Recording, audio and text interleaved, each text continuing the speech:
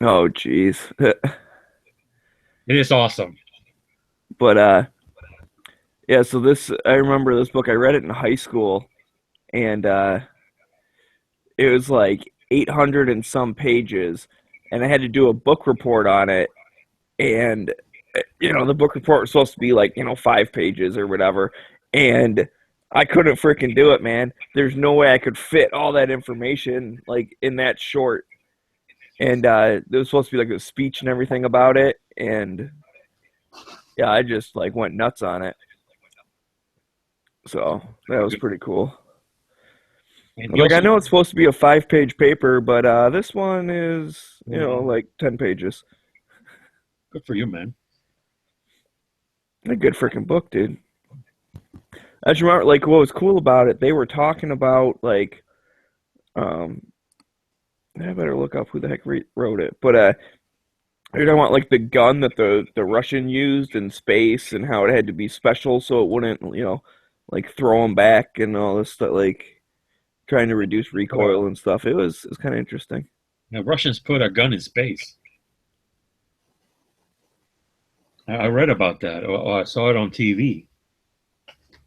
There's a Shit, they that probably got Harry a lot of. that guy also wrote a series about World War II. It's called Alternative History, in which in the middle of the war, aliens invade. So everybody on Earth has to pull their resources to fight the aliens off. It's like a 3 book series. Makes you kind of wonder what drugs the guy was doing. Uh, That was a good book. Earth in the Balance or something like that.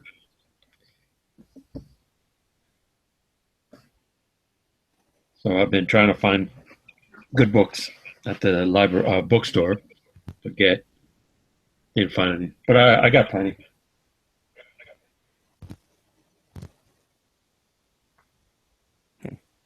My dad doesn't buy books though because he can't find anything in Spanish that he likes enough to buy it. It's cheap,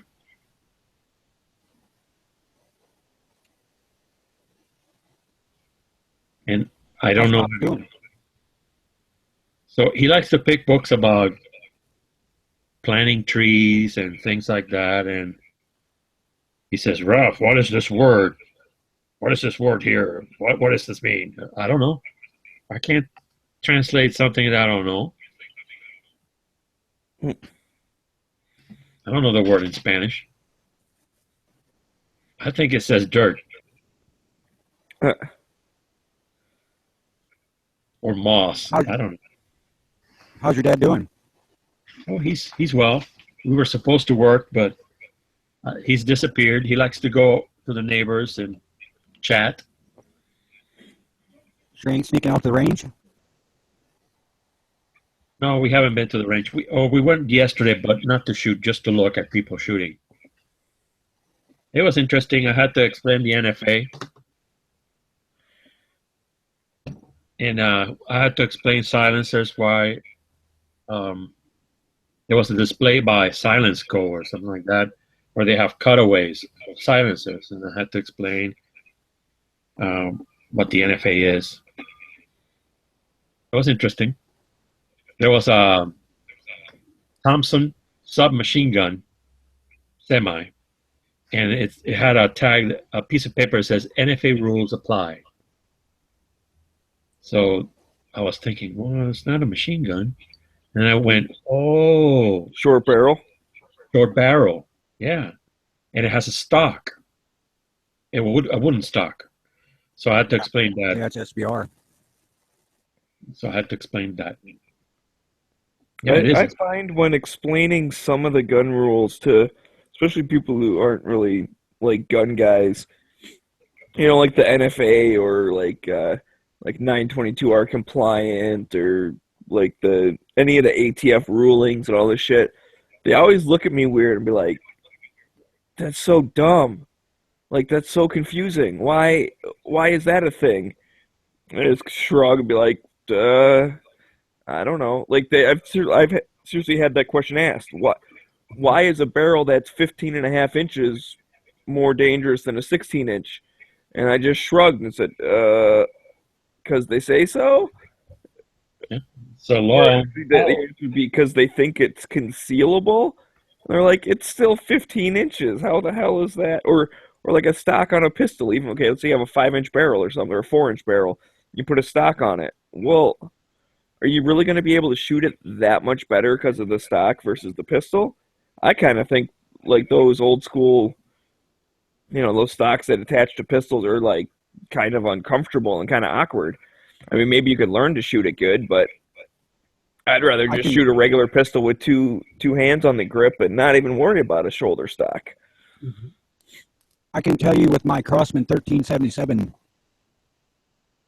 pellet pistol that with the stock on it, you can shoot it considerably better. Okay, well, thanks for justifying the NFA then. I guess we'll keep it. Way to go, Tony. I'm not justifying the NFA. No, I know. I was just joking. I'm just saying that the gun works better.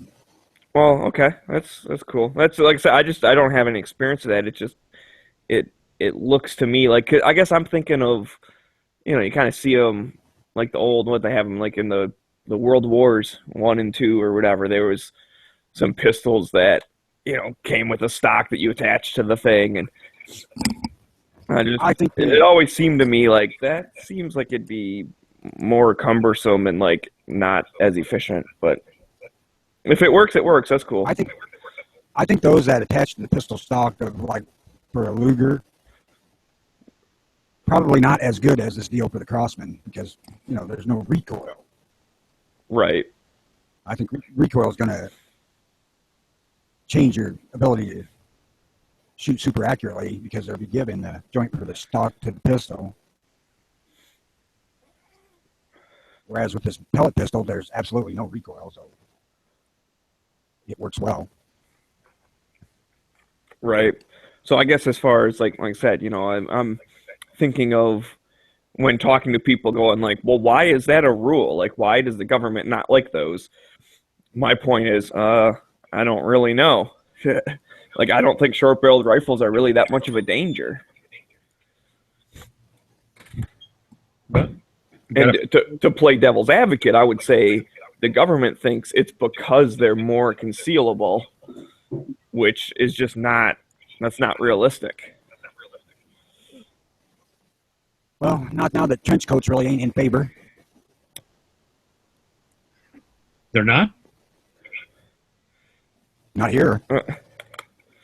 I have one. I'm waiting for it. The winner. It's just for the sake of argument. Oh. I've never been around a silencer going off, but does it really silence, suppress the noise? It makes them quieter. It does not make them silent.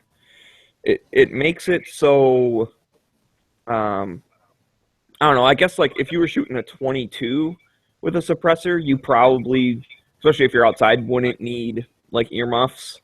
It'd still be loud, but it's like technically under the level of like hearing safe. But any of the other ones, like you still need to put ear protection on. It's not as loud. It also depends on if the round is subsonic or not. Yeah, that's true too, because a faster round, it's going to be breaking the sound barrier. So you get that sound no matter what. Whether you have a suppressor or not, you're going to get that little sonic crack. And that's pretty identifiable sound of what it is. There was a guy at the shooting range with one, but there were 5 other guys next to him, so I couldn't really tell if it does something. He had it on his AR-15. I'm going to say it does something, but it's not like the movies. If you type in, I don't know, something about like decibel silencers or suppressors or something, there's a pretty good like graphic. I think it's by Silencer Co., but it has like these different guns and what their decibel rating is without a suppressor and then with one. And then they compare that to like, ambulance siren, jackhammer, jet taking off, And it's like even suppressed ARs are still louder than like an ambulance siren. And think about how loud that fucker is, you know? So it's like it's still loud. Like you still wouldn't want to not have hearing protection in. Mm-hmm. Like it's still going to hurt your ears. It's still not safe. It's just safer. Good to know. We'll have to. You might get the movie version of silencer if you're shooting something with a 22 short. Mm-hmm. That's pretty near silent coming out of a rifle anyway.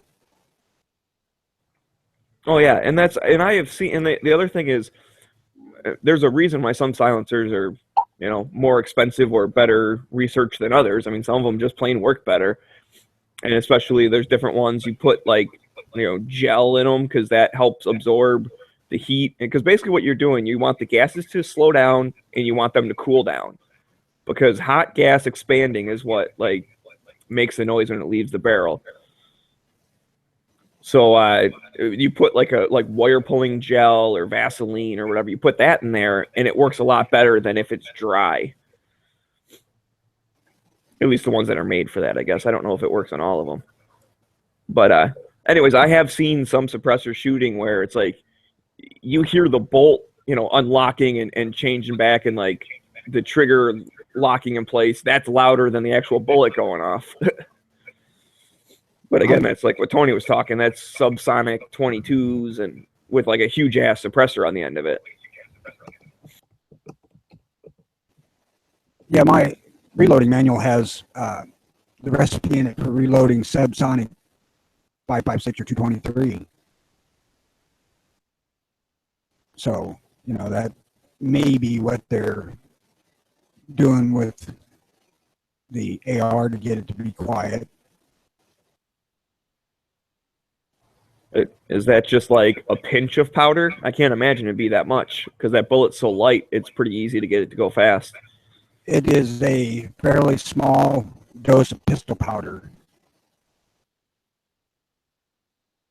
And I assume that the pistol powder is used because it burns so fast that it's cutting the actual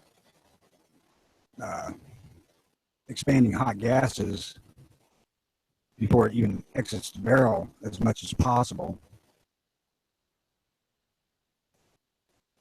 I'm certain that the subsonic round for a 223 is meant to be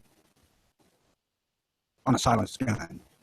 I mean, that would be the only reason that I can think of.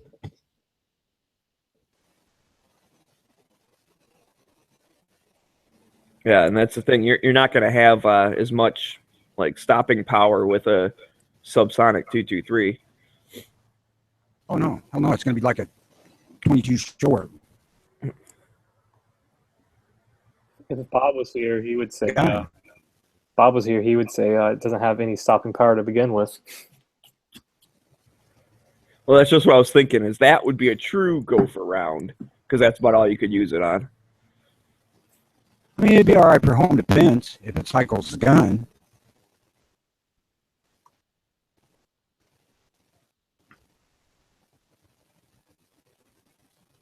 But you're basically turning your AR into a freaking 22 LR rifle, or even less than that, probably. Yeah, but with a little bit bigger bullet. Not much. Well, how many grains are a regular 22? I thought they were pretty light. 40. Oh, really? Most 22s are 40. Some of the CCI hot rod stuff is 36.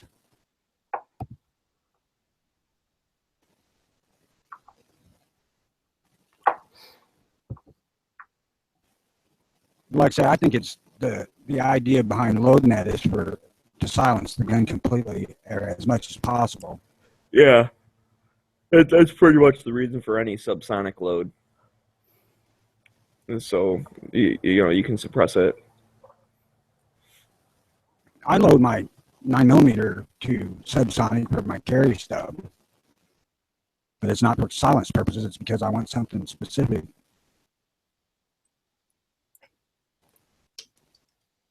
I think was it any 9 millimeter that's 147. It's going to be subsonic. I'm running 125s, 124s. One of the two, I can't remember off the top of my head.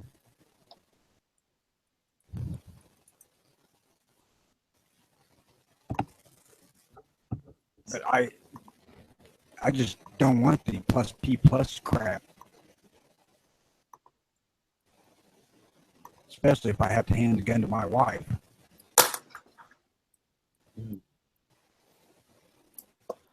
Totally not gun related, but I guess this girl I went to high school with in our hometown, they had a stripper pole float in the Thanksgiving Day parade, and like the whole town's losing their shit over it.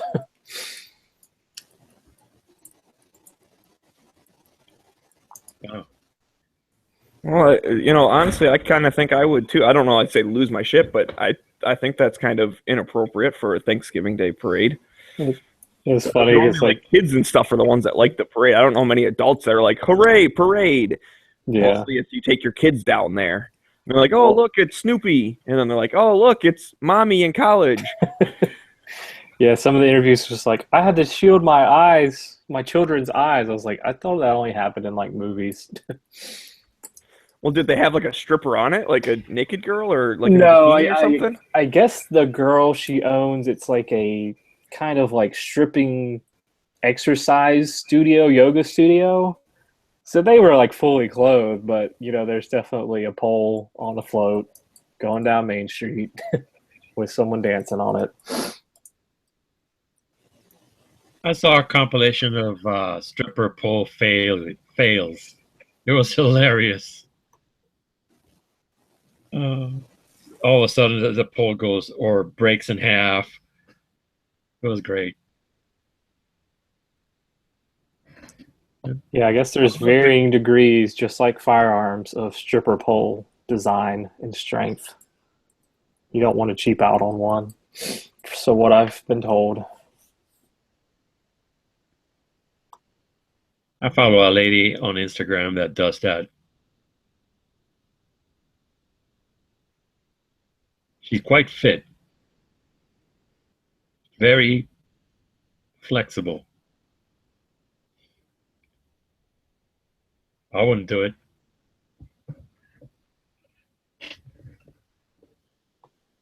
What's that Well, record? the thing Stripper with pole. I'm gonna say the thing with most like home stripper poles is they're basically just like vertical shower curtain rods. They're just like spring loaded. You just like it uses tension to hold up, and most of them will say like you're not supposed to like actually swing by them or whatever. Like you can lean off of them or whatever, but you can't like jump up on it and spin, which is normally when the people fall over, is when they're doing like some type of spin or something. But unless it's like hard mounted to the ceiling and to the floor, then it's not going to be that strong because it's just like a friction fit between the two. Oh, I guess the stripper talk ran off Tony. He had to go practice. You reminded him he hasn't done his exercises yet today. Oh, my wife hasn't. I haven't practiced for my wife. She's gonna kill me when she gets home. I've been working on this backflip for 3 months and I still haven't gotten it. Yeah. I like her, and she has a friend. Sometimes they do stuff together in that pole. It's quite entertaining. God bless them. I found something cool, Smeggy. What's that? The soundtrack, the Blues Brothers on 8-track. Oh, nice. It's coming back. Some hipster's gonna start thinking, hey, 8-tracks were cool. We're bringing them back. Yeah, maybe. Although most hipsters are into the records and stuff. Yeah. They like the vinyl. Maybe 20 years from now, hipsters will be into 8-tracks. Maybe 10. I'm hoping for 10. I think 8-tracks officially dead. Who knows, though? Vinyls are coming back big time. Yeah, they're I like them, though. expensive too. Yeah, they're up $25 or so. But So I knew a guy who was all about the vinyl. He's just like, it's so pure and it's like, raw and but like all this shit. I'm like, it doesn't sound as good a quality as like a CD or a digital. It's like you can't convince me that like it sounds better. I don't think it does. And he's got like, thousands of dollars worth of like record playing equipment and all the top notch stuff. And it's like, okay, it sounds fine, I guess. Like I could listen on my headphones to a CD and it'd sound the same to me. Oh, it definitely doesn't sound as good. The only cool thing about albums for me is if you have like an original. Like I have a bunch of albums in my like I have the original Thriller. So holding that is like holding a piece of history. Like if you go out and buy it now, it kind of loses that nostalgia. Like my mom still has she has like every one of the Beatles albums like still wrapped up. So God knows how much those things are worth now. wow, I have the new ones. I started collecting. Well, my sister got them one Christmas, and I completed the collection. I got them all, I think. Yeah, my parents, they kept all their albums. They probably have 200 or so. And it runs the gambit from like the Beatles, like Willie Nelson, Neil Diamond, like it's just stuff I wouldn't think my parents had listened to, but apparently they did. I picked up records that I liked. If I find something cool, like, or on 8-track, if I found this, so I liked it, so I bought it. I don't have any equipment to listen to it though, but it's cool. It's a great movie. I have it on CD too. I think my parents actually might have that one on a vinyl. And you get a lot of artwork that you don't get on CDs. Yeah, I've got an Elton John one, and it comes with this poster inside it. And I thought about getting it framed because it's just so like crazy looking, and it's like an original. So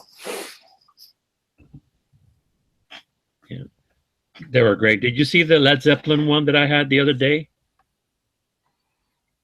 no, which one is it? It's called In Through the Outdoor.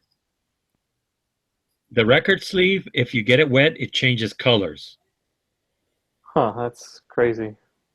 I've heard about this record for a long time, and I realized that was it, and I didn't know that. Yeah. It's you see black and white. There's a picture in black and white on both sides. It's the same thing, and if you get it wet, you see colors coming through. It's the weirdest thing.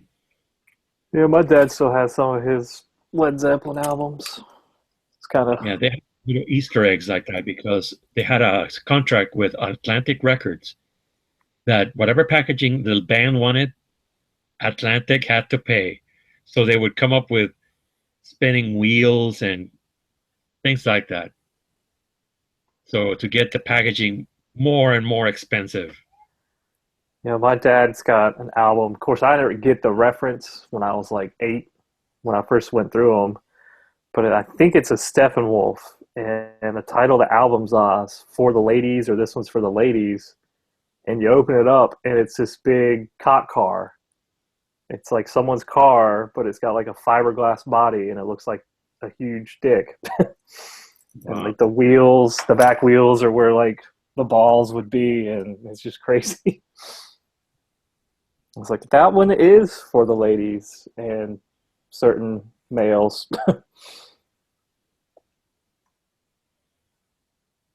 They were weird. I think the Sticky Fingers, the Rolling Stones, has a zipper and a working zipper on that record. I've never seen one, but Oh yeah, that caused a huge stink when it first came out. They're like, this is too suggestive. But now, like, just listen to the lyrics of most rap artists today. They would make that album look like, Reading Rainbow album. Don't take my word for it. but But you don't have to take my word for it. Somebody was selling a shirt that had the reading rainbow thing and says, "Stop reading shirts and read books." Uh,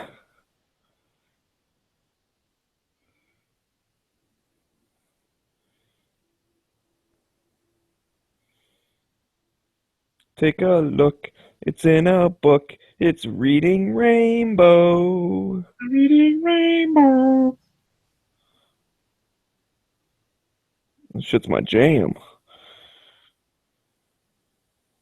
But you don't have to take my word for it. Yeah, I linked the picture to that car that was in the Steppenwolf album. Apparently, the album caused quite a fuss. They said it was sexist back in the day. Reminds me of Spinal Tap. Huh. You know, it's like, wait, so like, eat the glove or smell the glove or something, and they're like, oh, so it's bad because there's a woman locked up or tied up. So what if we were tied up? Would that be okay?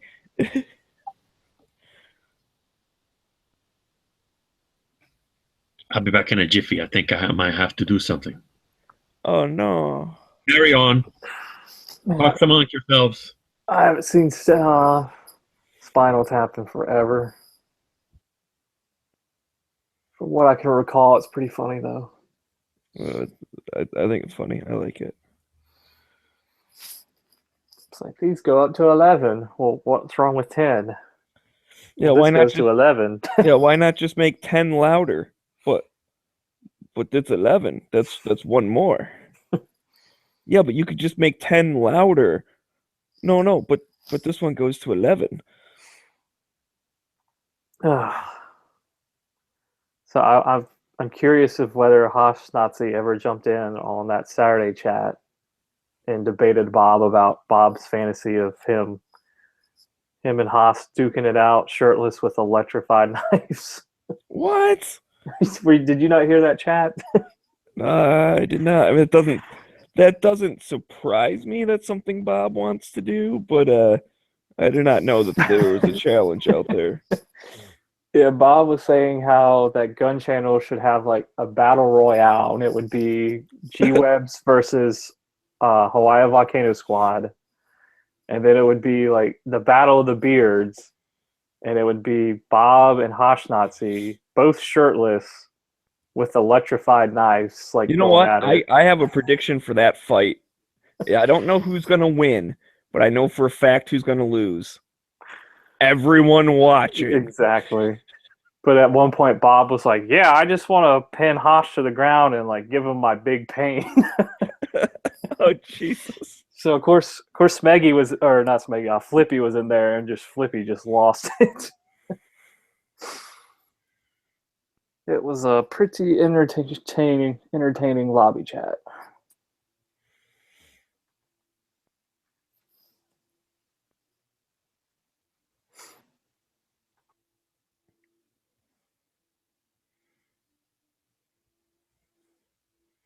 Take a look That. in a book. Reading Rainbow. Shit's stuck in my head now. Thanks, guys. Could be worse. Could be the Smurf song. I don't remember the Smurf song, and I don't want to. It's a bunch of well, you say you don't want to. Never mind. I won't get that stuck in your head for you. I'll be nice.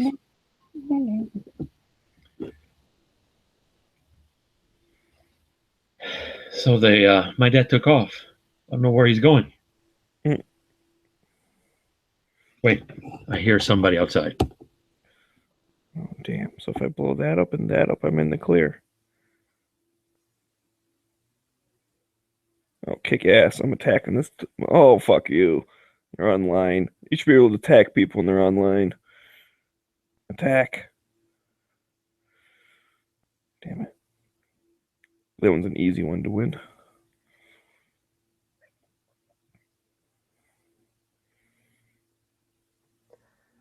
Were you playing War of Warships? No, Boom Beach. Hmm.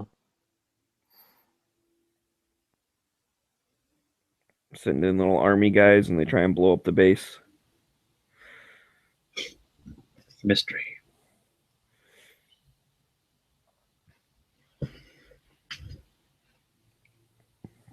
I can't believe someone's freaking doing yard work right now. Oh, there is. It's, Can you hear them? no, I mean outside my house. Yeah, me. Same here. There's a guy But blowing the It's leaves. 30 some degrees outside right now. Like it's wintertime now. No more yard work. Well, it's nice out though here. I was gonna do some yard work, but my dad decided to leave. I wasn't gonna do it.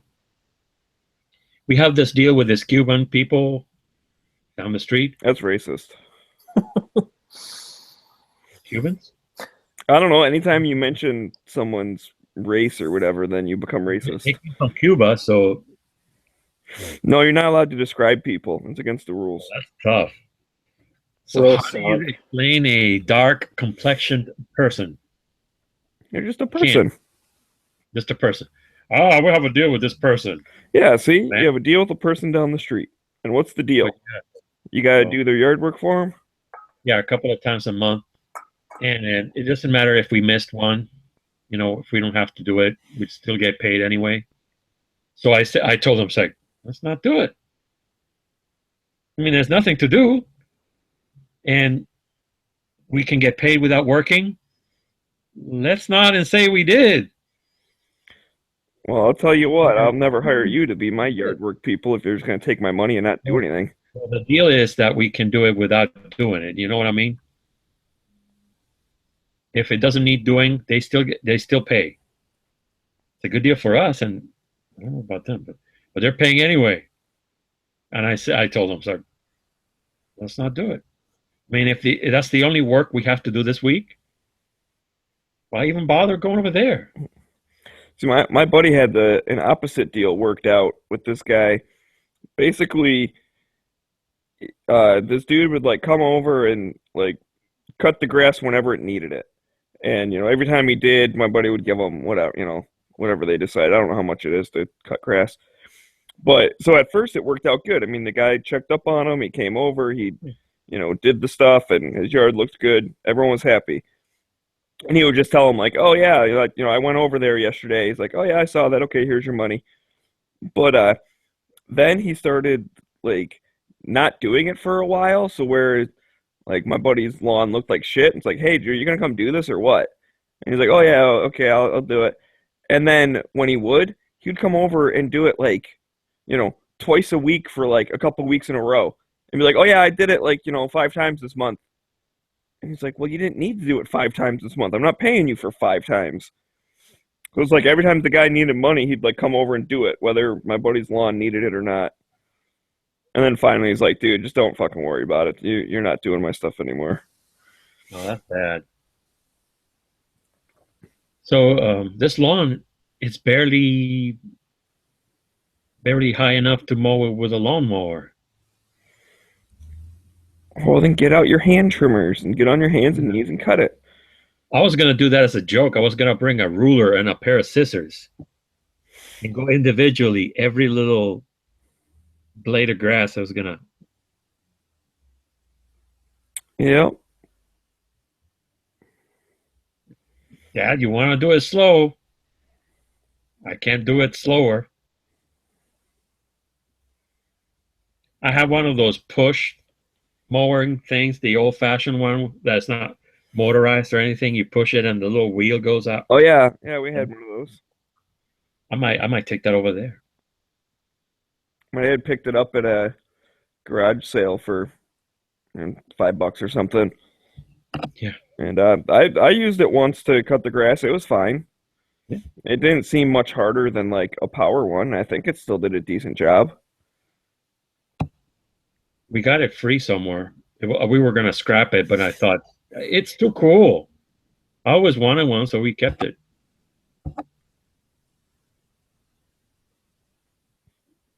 It's the wave of the future when gas is $10 a gallon. I'm going to get a small child and train him on it.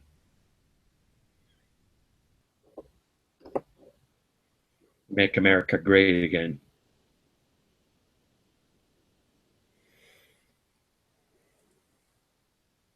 Anywho, I went to this gun range over here, gun shop, and it's owned by an old guy.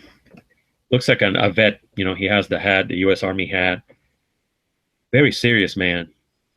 But I read that things have happened in that shop.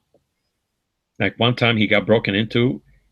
It's a cinder block building, and somebody cut a hole and they stole 40 guns out of there. And then one time, this guy came in, took hostages, and shot himself inside. So I knew from the reviews I saw on Google, he was a little grumpy. So I went in there and introduced myself, made friends, I hope, and talked for a little bit with him. I'm going to take classes on December the 4th. Going to start my way to the CCW. Oh, cool. Man, you really are jumping in head first on this stuff. That's cool. I still don't have a weapon, but I'm going to learn. It's going to be cool. I started that so we can develop a friendship there, you know, and I can get my permit, and that will be my gun store / gun range, because they have a rifle range in there. I'm hoping someday to buy a rifle, and that will be my FFL. So it's cool. It's a mom and pop, and they were there, the mom and the pop, working in the shop. Nice people, I hope. They seem nice. So that would be my store.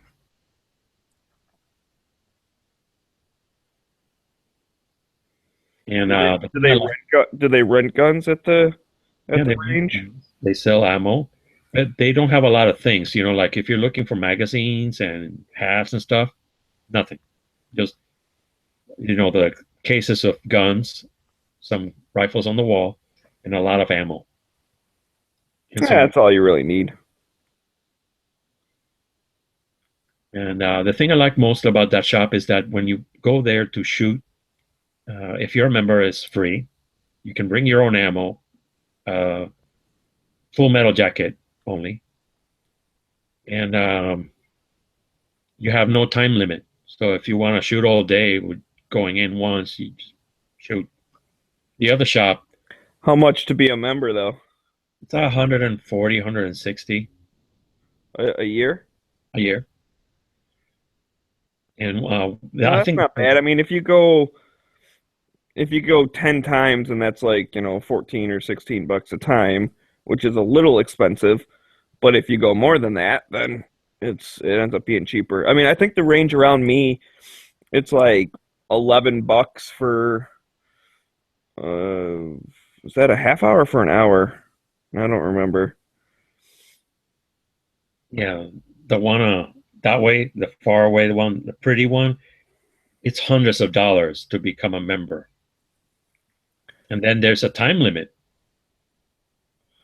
Yeah, well, I mean, the thing to look at is just kind of figure out, you know, how much is it, like, just per hour or something, and then divide that out of how many times you think you're going to go a year to see if it's worth it. Because, I mean, honestly, if you only go once every couple of months, then that's probably a little expensive for going, you know? It's better just to pay when you go. Yeah, I hope to do. I've never become a member of a range, but that's also because I don't always go to the range. I'd rather just go up north and shoot on my own property. Yeah, I have no other choice unless I want to go there. There's a public range, but it's 44 miles that way.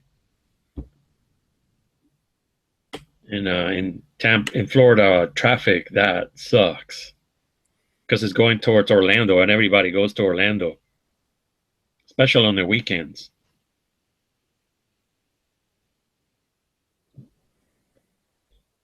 I'm hoping to do that at least once a month. Shoot, I have all Sundays off. unless for extreme emergencies. And when I'm traveling, like this weekend, I'm going to travel. I'm going to take my parents to Miami. We're spending some time over there with my sister. Thanksgiving. So things like that put me away from this place. It's a good place to shoot. It's old fashioned. It looks like it hasn't been remodeled since the 70s. I need to get in the But- shooting range. Yeah, so that's my. I just looked it up. It's $16 for an hour. So that would be, you know, if you go to the range for an hour 10 times a year, that'd be $160. Mhm. So that's where the membership would pay off. I don't know if this one actually does memberships though. Yeah, let's click on that range membership. What do you get for that? One of my old Holy range- shit.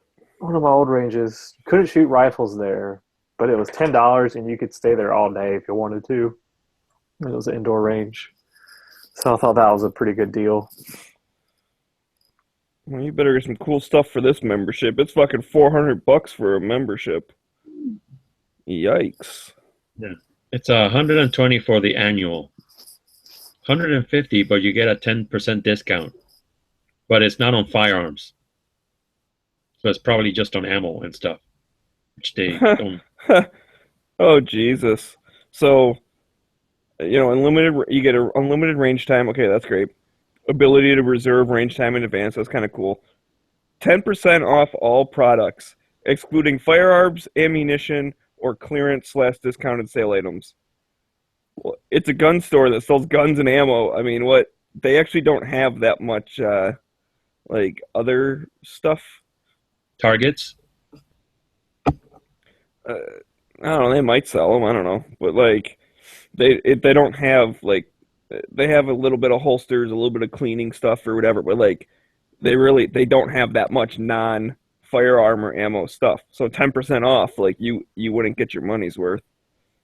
25% off all training program. That might be worth it if you're going to take some classes.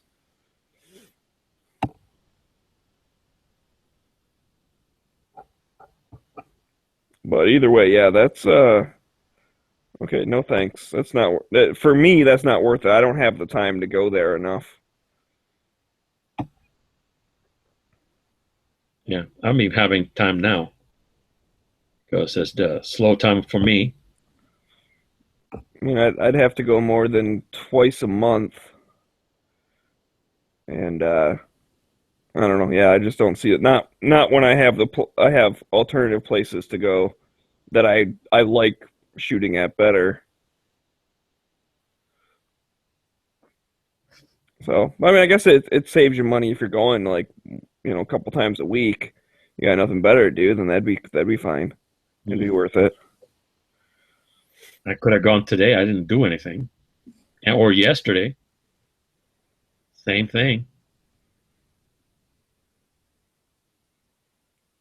And tomorrow I'll be on the road going to Miami. Yuck. I hate Miami.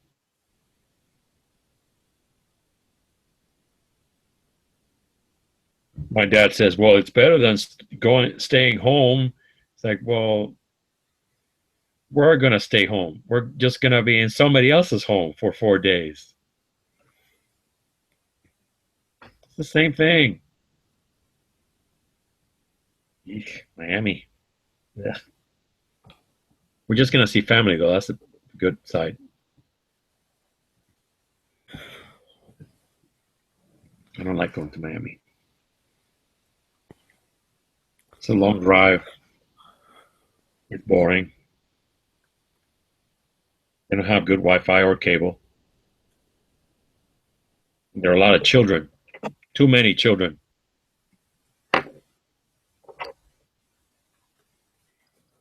Bah humbug. Will be turkey, though. I get to sleep a lot.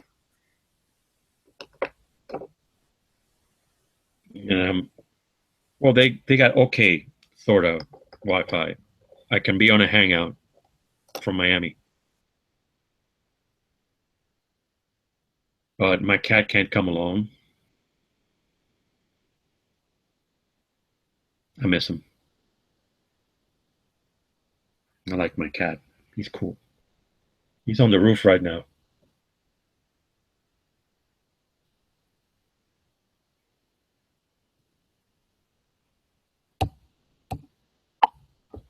Yeah, join in. Tell more stories about Elvis the cat.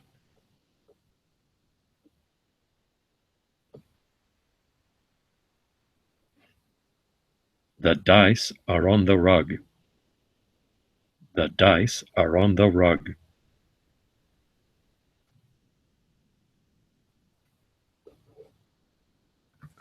What the heck is that supposed to mean?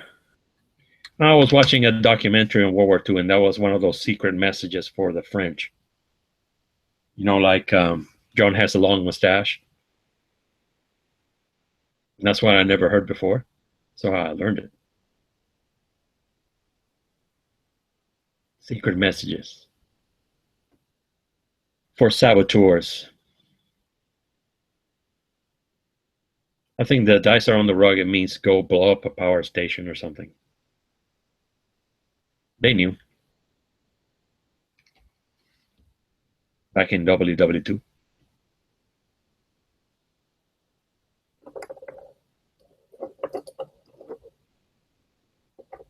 Hope you can make a K-Pro, Maggie. I know I'm debating if I want to buy one of those patches or not. The chair against the wall? No, I got one of those, AK April. Oh, Speaking you have to have AK April patches. speaking of AK, what do you like, stock or no stock? Composite or wood? I only have a composite on mine. I mean, there's nothing wrong with wood. I like wood furniture, but that's just my preference. I like the look of it. I like the old style, the look of it. Although actually the one I like even better is an underfolder, but I've heard that they're not very comfortable. I've actually never shot an underfolder, but I like the look of those the best.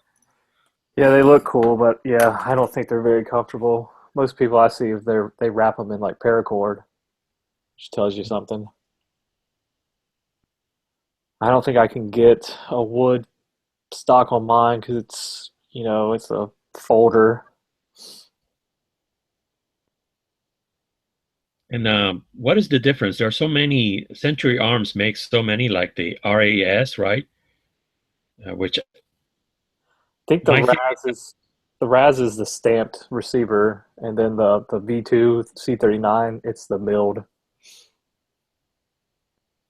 I think the C39's probably a little better than the RAS 47. Is it a matter of weight, quality, or The milled is going to weigh more because it's a solid chunk of steel. Yep. And they say it's a little better quality, but that's like debatable.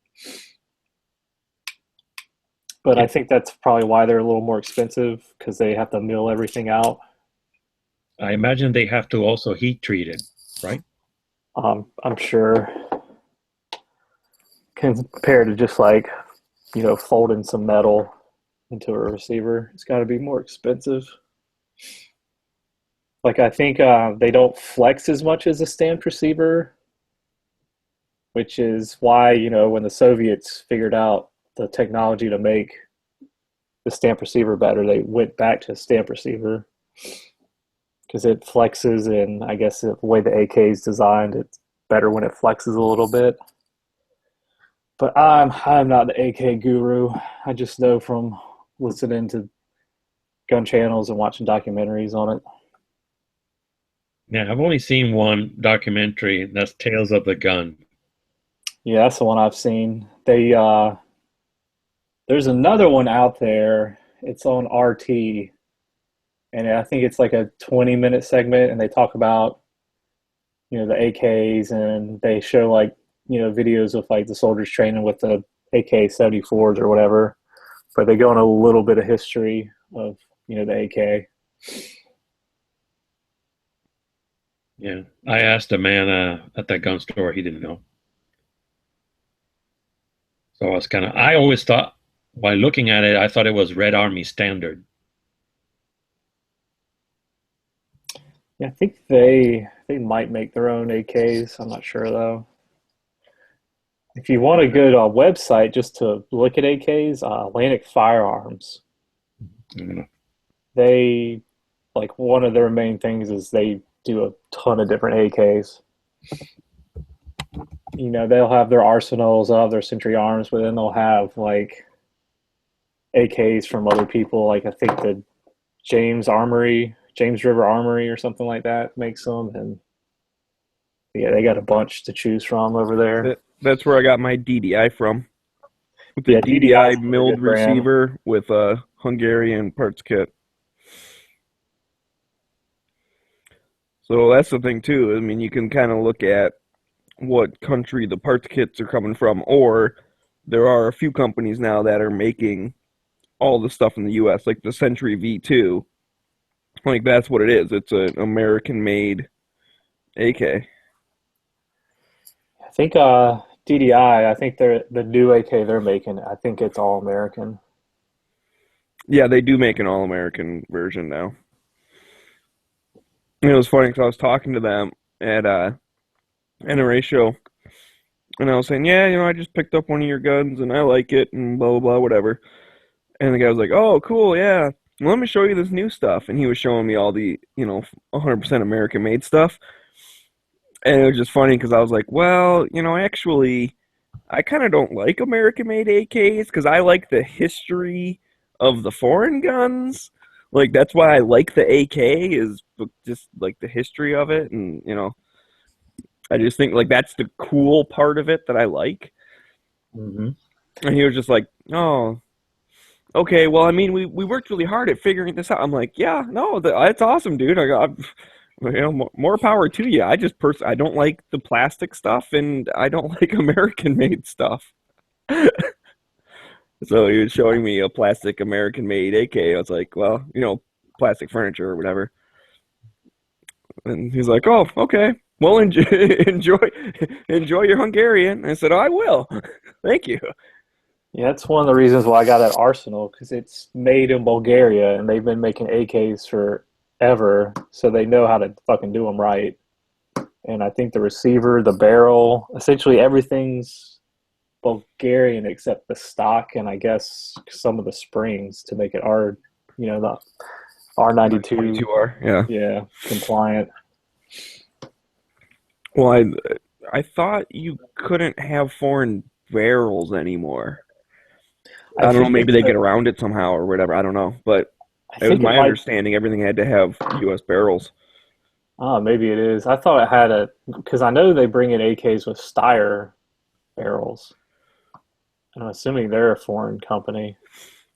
I mean, it could be, though, because isn't that one of the obscure gun laws they pass, is like barrel bans and... Right. Well, because like, for example, I remember G-Webs had a parts kit, and he had one with like the original barrel and then one with just like whatever. And it's like the one with the actual original foreign barrel is more sought after because you can't bring them. Like, if they were already here, then you're good to go. You can build them up however you want.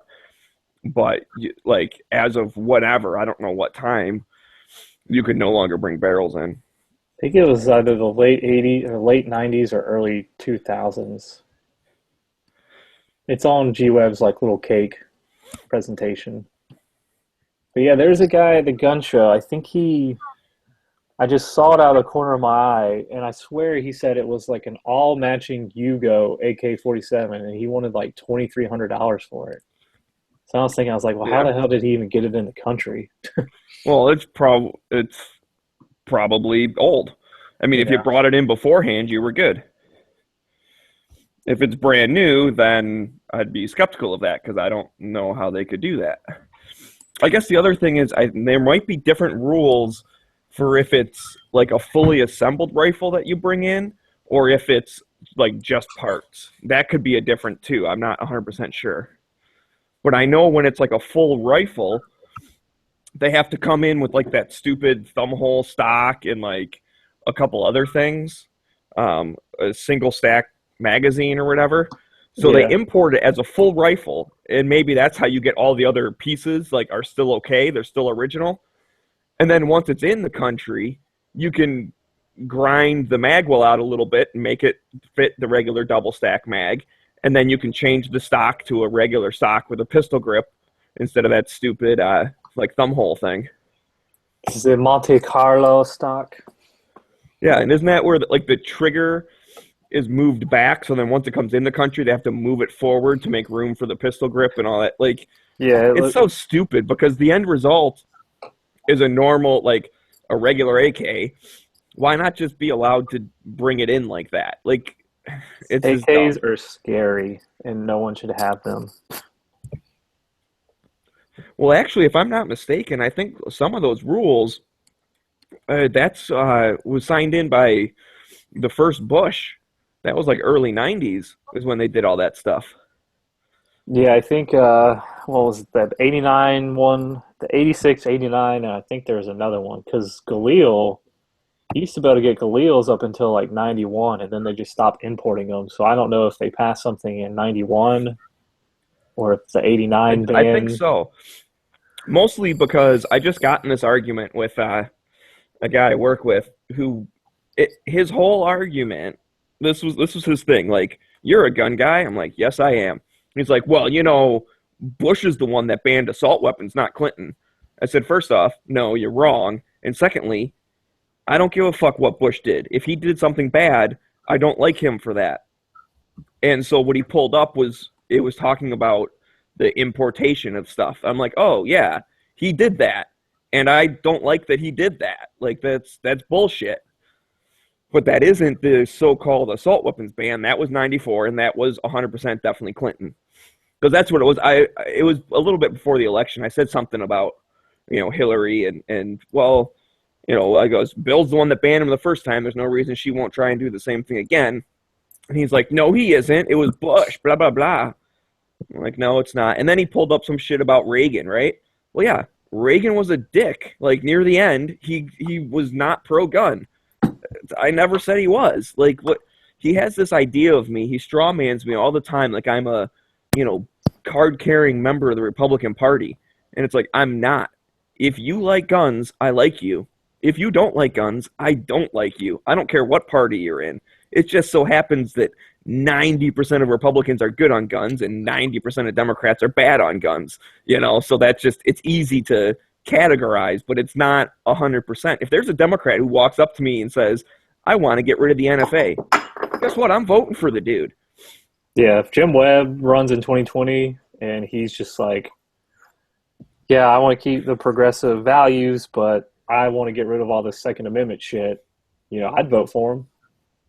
As in, you mean the infringement of all the Second Amendment? Because that sounds weird the way you said it. Or to get rid of all of, the infringement. Okay. I guess. He's like, I want to get rid of the Second Amendment crap. Yeah, let me. And you're like, I'm going to I don't- vote for him. Like, wait a minute. I You don't like want to the get Second Amendment. kicked off gun channels. See, I haven't heard of You wouldn't get kicked off. We would just ridicule you a lot more. ostracized. See, But I you're heard, allowed to have your own opinion. There's people disagree on here all the time. because I heard something, and I don't know if I read it on a forum or someone, that the reason they threw the Hughes Amendment in was because they were thinking Reagan wouldn't sign it. And they didn't like anything about the FOPA. So they threw the Hughes Amendment in there thinking like, oh, there's no way he's going to sign this. And then Right, what do they get call rid that, of the poison FOPA. pill? Yeah, and then Reagan was like, fuck you, I'm going to sign it anyways. Right, because that's the thing. Kinda sucks, but The Gun Owners Protection Act was actually good for gun owners, yeah, except other for than the Hughes. Yeah. So it's like, I don't want to necessarily, repeal the whole thing. I just want to get rid of the amendment part of it, which I don't know if you can do that. If you got to scrap the whole thing, then make a new one without the amendment in there. I don't know exactly how that would work. Well, I think But yeah, they tried to poison it. You're right. And they did some janky stuff in the last minute on that vote. Yeah, Military Arms Channel during the anniversary of it, he posted the link, and essentially, it's on the I guess the House floor, and Hughes stands up. He was like, "Mr. Chairman, why does anyone need a machine gun? I want to throw in this, H whatever bill." And of course, the guy in charge of the I guess the House, I think his name was Rehnquist, that guy from New York. He allowed it, of course, because he's a Democrat.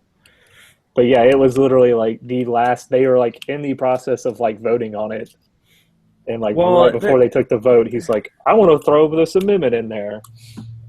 no, there. See, that's the thing. I watched that thing. Someone posted. It was like, look, they did something, and I have trouble because of the language they use. You know how it's like kind of formal. Like Yeah. I don't understand some of the words like in the context.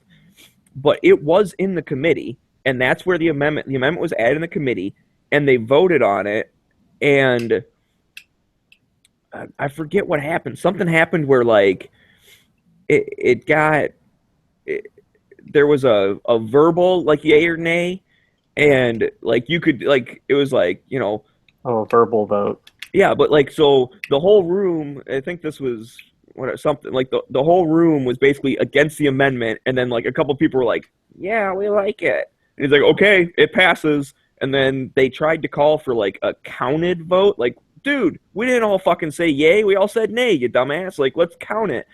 And the dude like moved past that, and then it went to the floor with the amendment attached. So Oh like yeah, it you're right. never should. It was something weird, and I've tried to figure it out. I've watched it many times. It basically gets voted on like three or four different votes, some verbal, some counted, and there's one of them that everyone gets all pissed off all of a sudden. They move right on, and then they did do a counted vote in the whole house, and it did pass. So it's like it. People say it never actually passed. Well, it did that part of it. I think it was the part before when they said, "Oh, it's clear to me that the yays have it," and it's like, "No, they don't. Do a counted vote." He's like, "Well, we're just gonna move on. Bye." And then there was a time limit, so they just voted and said, "Okay, it's in." And it's like, no, it should have like passed to recess or something. It was something weird. Uh, I don't remember exactly. I would love to go back. I think I have it saved, like favorited on my YouTube, so I can go back and watch it every once in a while.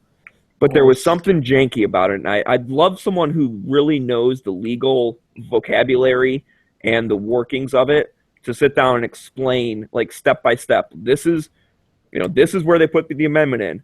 This is where everyone said no. Then they did a counted. It said yes. Then they should have went to recess, but the vote didn't count. Or like they explained to me why it was shady. I've been told it was, and I believe it because of the reaction of the people in the room. Because like all of a sudden people just start going nuts when the dude's like, "Okay, that's it." They're like, "What? No way!" Blah blah. They all start yelling and shit, and he's like, "Order, order! Okay, we're moving on to the house. See ya." It's like, what? That wasn't how it's supposed to work.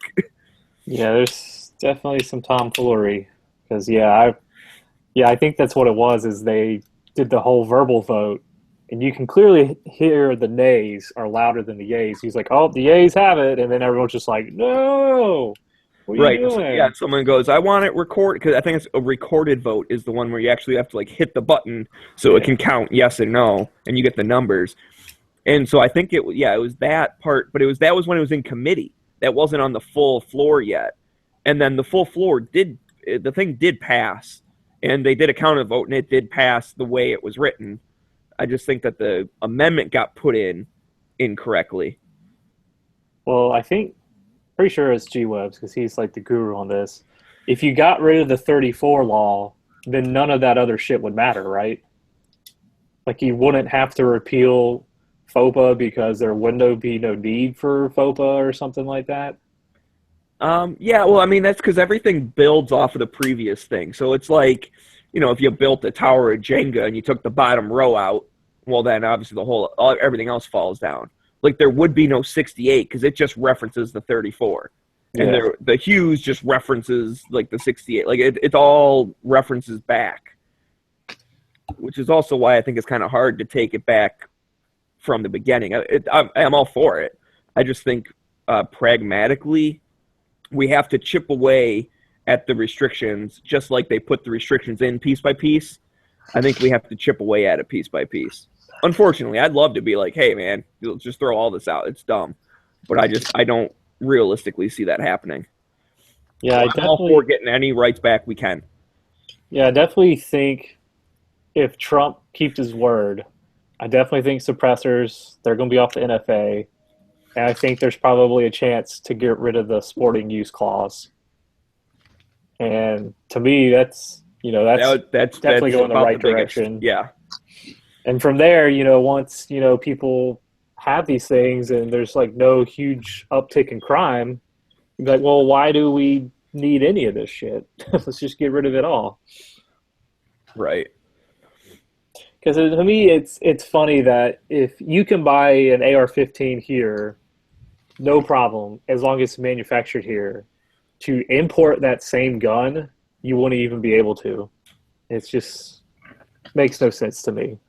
Right. Well, and that's that's another one. I would love to get rid of the import stuff, the restrictions on import, because it's like, why does it matter if it's made in another country? Like, what's the difference?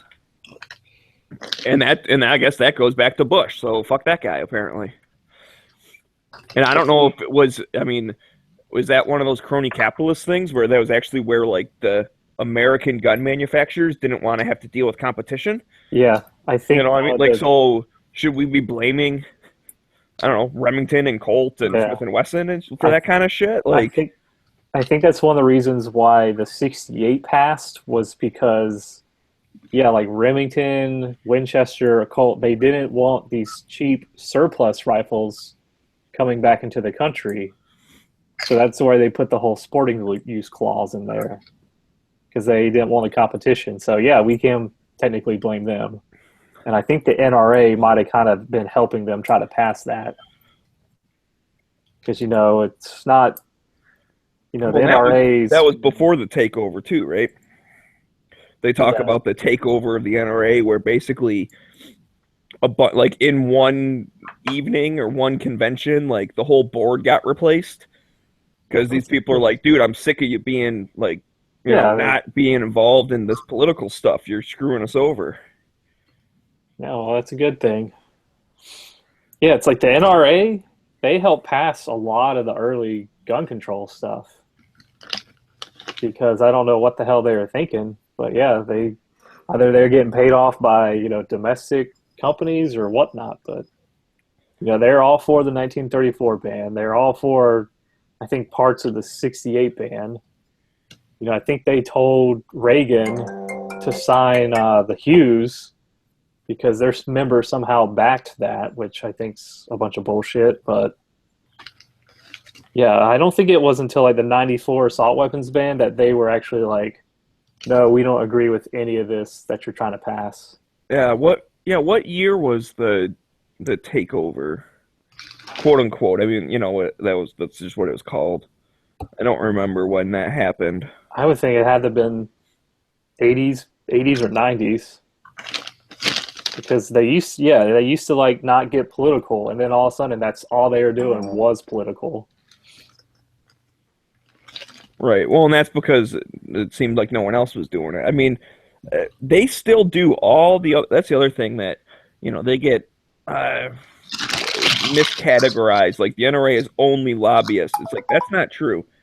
They still do tons of firearm safety training. I mean that you have NRA, sanctioned competition shooting for kids or whatever. Like, there's still a big part of it where it's just about, hey, you like guns, we like them too, and it has nothing to do with like the political stuff. There we go. G-Web's dropping the knowledge bomb. What he say? Oh, He's trying to peddle a book. well, yeah, but Neil Knox is pretty cool. He talked to his son, Jeff Knox, on Every Second Matters a couple times now. That dude's cool as hell. Oh, just joking. The real Second Amendment in the later half of the 20th century.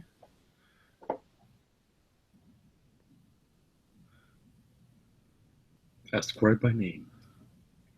Oh, you got it? Yeah. Don't take our word for it. But you don't have to take our word for it. Actually, you have to because I haven't read it yet. Want it? I have an autographed copy. Oh Jesus! Chris Knox. That is some street cred right there, man.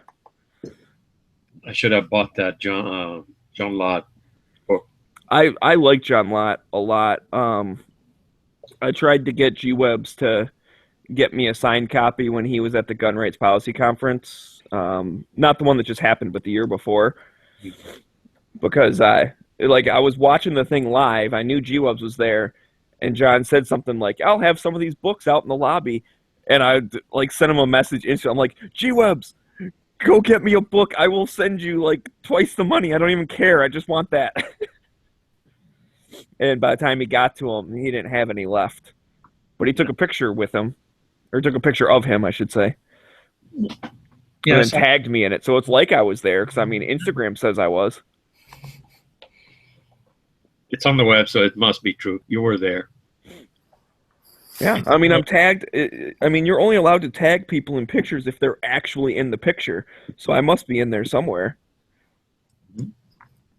It's called the NRA Revolt at Cincinnati on May 21st, 1977. 77, okay. Thank you, sir. You're welcome. I knew it was Cincinnati. I had remembered that part of it, too. I just couldn't remember the year. So they, essentially just walked in and said, "Everyone, you're fired"? Well, it was something. They put something up for a vote or whatever, and they got one of the members in there, and then I forget exactly what happened, but it was something like the people that were on the board were trying to close the meeting, okay, we're done now, and they refused to close it, and they just kept voting one after another, and how about this guy? Nope, he's out. And how about this guy? Nope, he's out. How about this guy?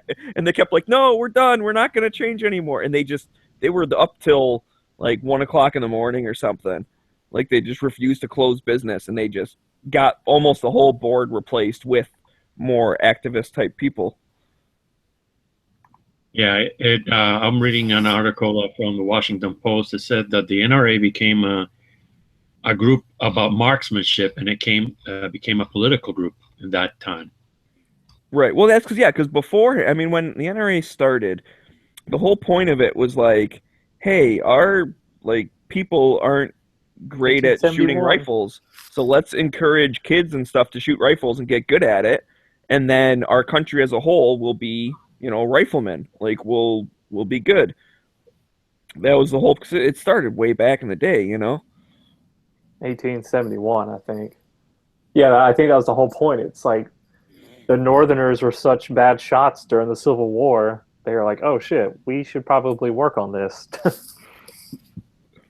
Right, and so for a long time, it was just about training and safety and doing competitions and stuff to encourage people to be good shooters.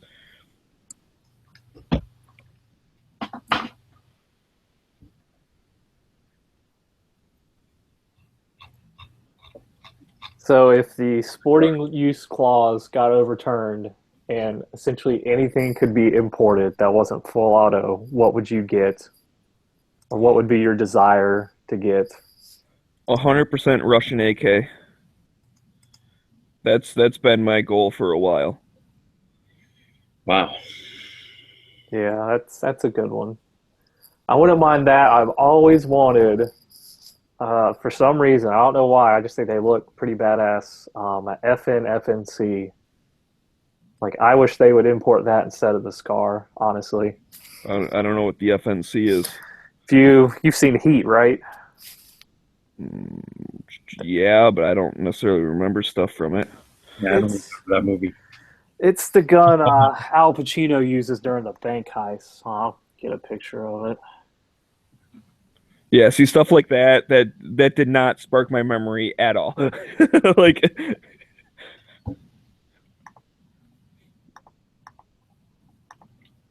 But then again, I don't have a good memory, so. And it's funny, apparently, I just posted a link to it. Apparently, there were a lot of registered trigger packs there's like more trigger packs registered than rifles.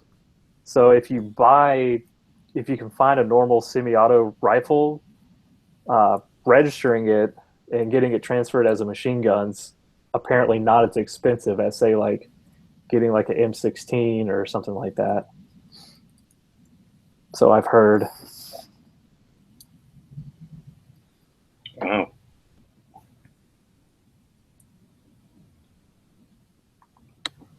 Nice. Oh, that's pretty cool. Yeah, it's like what the Set-Me L wanted to be, but failed miserably at it. And I think the Belgian army still uses it. So, I mean, even though they have the SCAR, they still use the FNC. And it's just like a modernized AK. And I think it's licensed to the Swedish military, and the name of it in the Swedish military is like the AK-5 or AK-5C or something like that.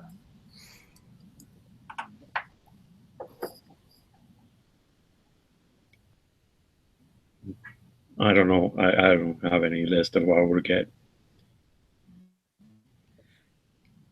I think if stuff became lawful, legal, there'll be a huge boost, and the market will be high for a little while, and then it'll come down to reasonable prices. So then I would shop. Yeah, it'd be nice. I'm sure the certain manufacturers would not want that to happen. Mm-hmm.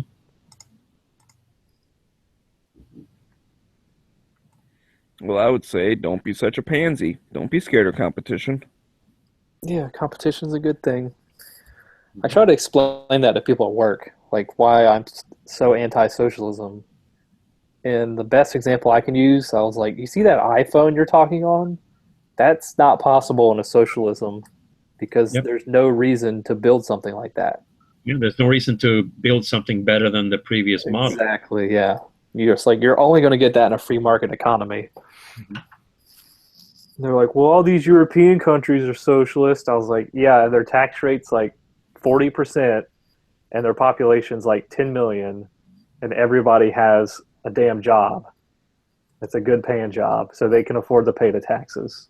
That's not going to work here, unfortunately. As long as our middle class is shrinking like it is, that will never happen.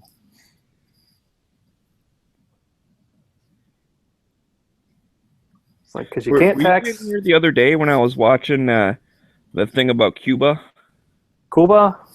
Cuba. You can't say Cubans on the chat. Oh, sure you can. Right, people. You mean our Hispanic brothers to the south of Florida? Those people. Darn Mexicans. The only thing I know about it was really interesting. This the show is called The Prophet, and normally this dude like will invest in a business that like needs help, and you know he puts up like his own money and then gets a piece of the business, but then like for the purpose of the show, like he's in charge, like he gets to do stuff, and normally he turns them around and gets them in a position where like they don't suck anymore and everyone's happy. And sometimes it doesn't work, okay? And then he like backs out, like whatever. Anyways, this whole episode was him going down to Cuba and talking to small business owners down there, because recently they've started to kind of embrace like some free market stuff, like some capitalists, but it's still super controlled by the government. And so like there were these people, they start this business up, but then like they can only buy stuff like from the government source, and then so that controls how much they have or what price they can sell it for and all this different stuff. It was really interesting. I think China's kind of like that. Like they have like a pseudo free market, but then the government also like. Guys, What? Can you hear me now? I can hear you. Unfortunately. Yeah, I'm sorry. Are you hit or miss? I'm hit tonight. I'm totally hit. No, You're miss. I'm always hit. No. You got to let me have the hit sometimes. Otherwise, it Well- can't be miss or miss every time. Okay, I'm sorry, but no. No, it's a hit or miss. I'm just the hit part. Just deal with it. Sigh. But anyway, so Cuba, it was really interesting because like this one like bakery, like you're only allowed like one like business location, and these guys were doing like amazing.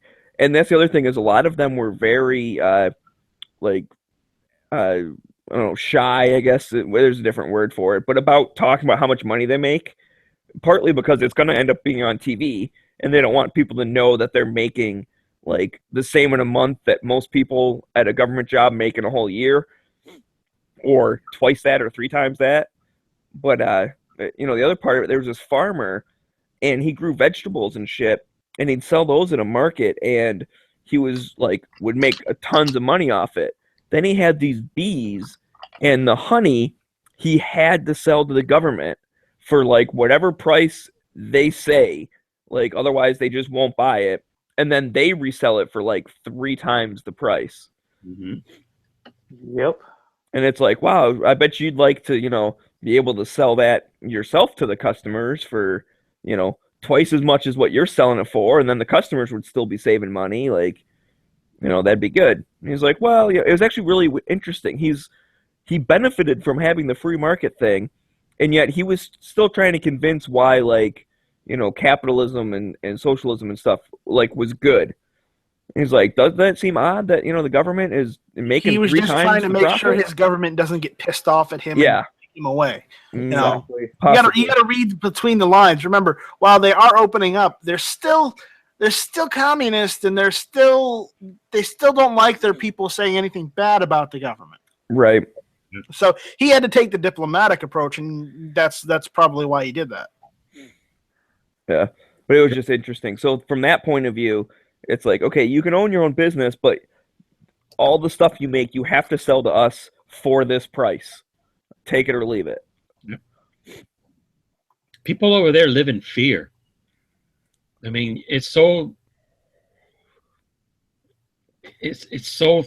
like a dark cloud on you.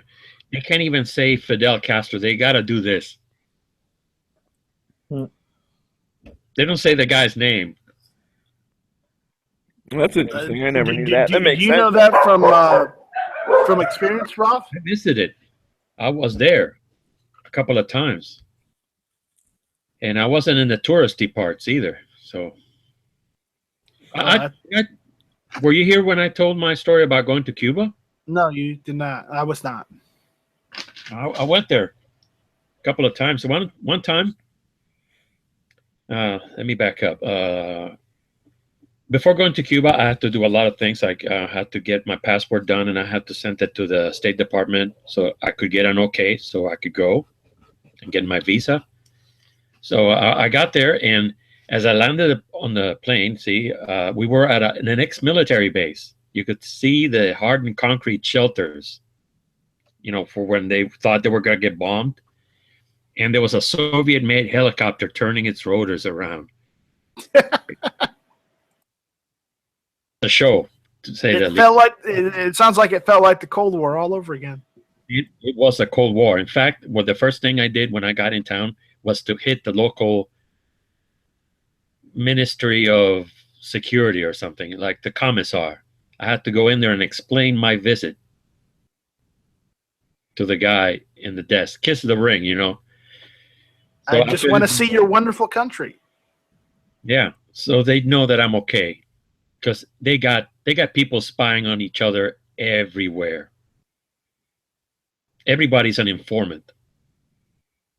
So you can't tell jokes about the guy, but you still do, sort of. And you got to watch what you say with everybody. It's a scary country. And I saw one gun in the whole place, and it was a bolt action rifle under somebody's table that somebody told me it was there, and I looked, and it That's was there. nice. It's a scary country. We were having a conversation about planting, and one of them was this local snitch. So I asked him something like, "Why can't you plant whatever you want to plant?" And somebody gave me a nudge under the table. Like, shut up, shut up. Don't ask. Don't ask. This is the local snitch. It's oppressive, to say the least. Did you get in trouble for asking that? No, I didn't get in trouble. I'm an American. I could get away with it a little bit because I was tourist. Because you didn't understand. Yeah, and I had money, so I was okay. But, Ignorant American with money. Don't mind him. He I says don't mind him. He's a stuff. tourist. He's okay.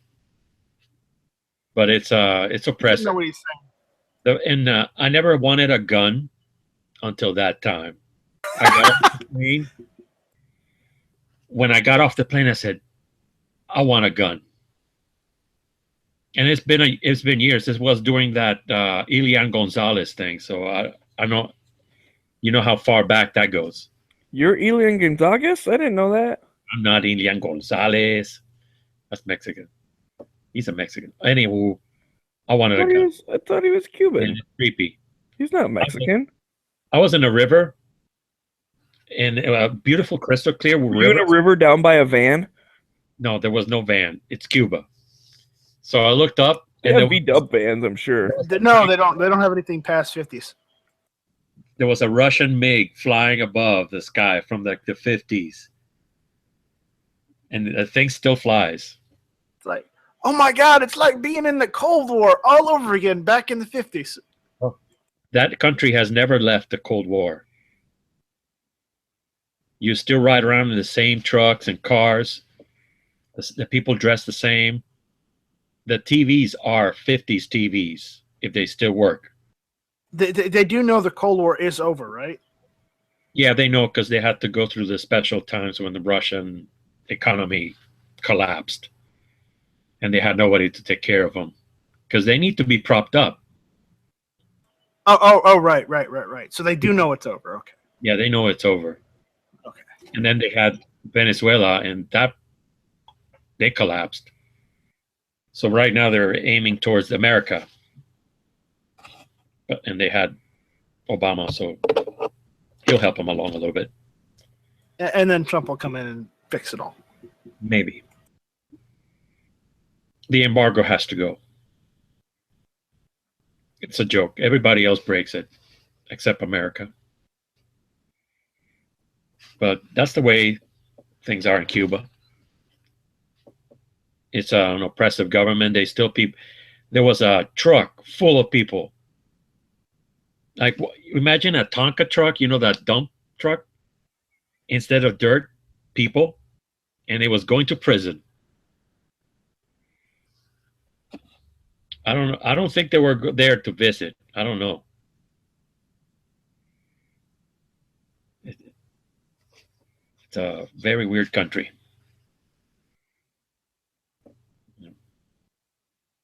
But they can't do anything else because that's all they got. There are no other political parties there. They can't speak their mind. It's kind of creepy. Communism is creepy. And that's the way it is. November 22nd, 2016. Wow, very good. Okay, Walter Cronkite. Yeah. Damn it, I can't speak today. Vice President Lyndon Johnson. He had a friend in Jacksonville, and his family was from Cuba. They owned either a sugar plantation or a rum plantation, and they had to flee when Castro took over because they were one of the more wealthy countries, or one of the wealthier families in the country. Oh, yeah. So they essentially lost everything when they came here. Yeah, they stripped you clean. They took everything you owned. You came here naked because you couldn't take anything away. Your assets were confiscated. So you had to start from zero. If you had something, you don't have it anymore. Sorry to turn this talk a little bit down. Yeah, what a buzzkill, man. Sorry. Yeah. But where's that thing? Oh, there it is. No, that's not where it is.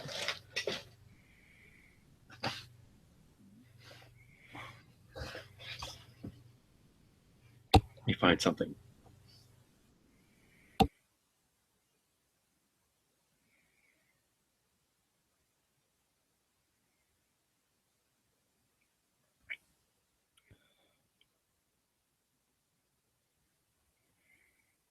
But I have somewhere in this room a bottle of rum from Cuba.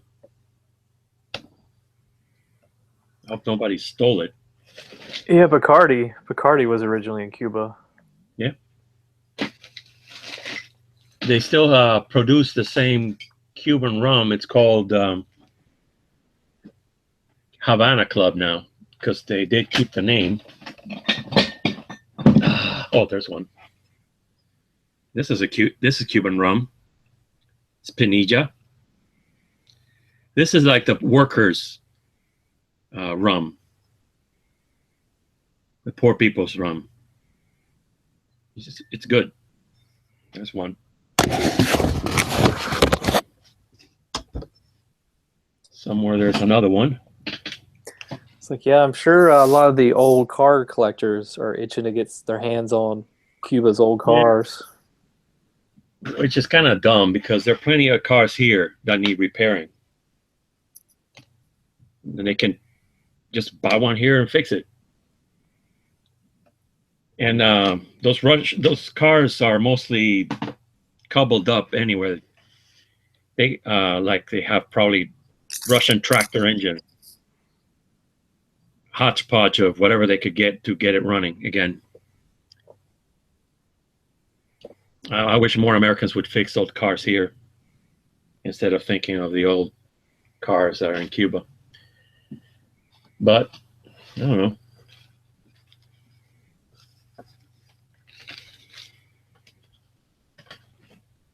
I bought an old car because it was cheap, but now everything is a collector's item. And it drives the price up considerably. It's kind of sad. I mean, it used to be you could buy an old car here and fix it yourself for a reasonable amount of money. Now people are buying cars that are kind of sad looking. And they're out of the price range of kids, so the kids can fix them.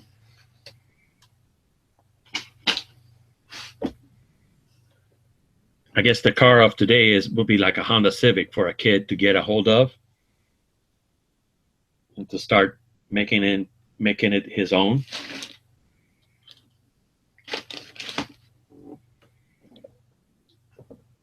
Which is kind of cool because kids need a hobby. So they don't sit in front of the computer and get fat. They grow pot. That's their hobby.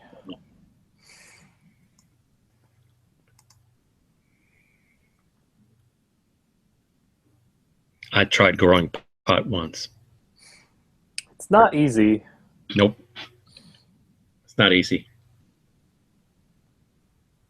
And well, my friend smoked, and I got a hold of those seeds, and I thought, well, they're going to throw them away anyway, so I might as well do a little horticultural experiment.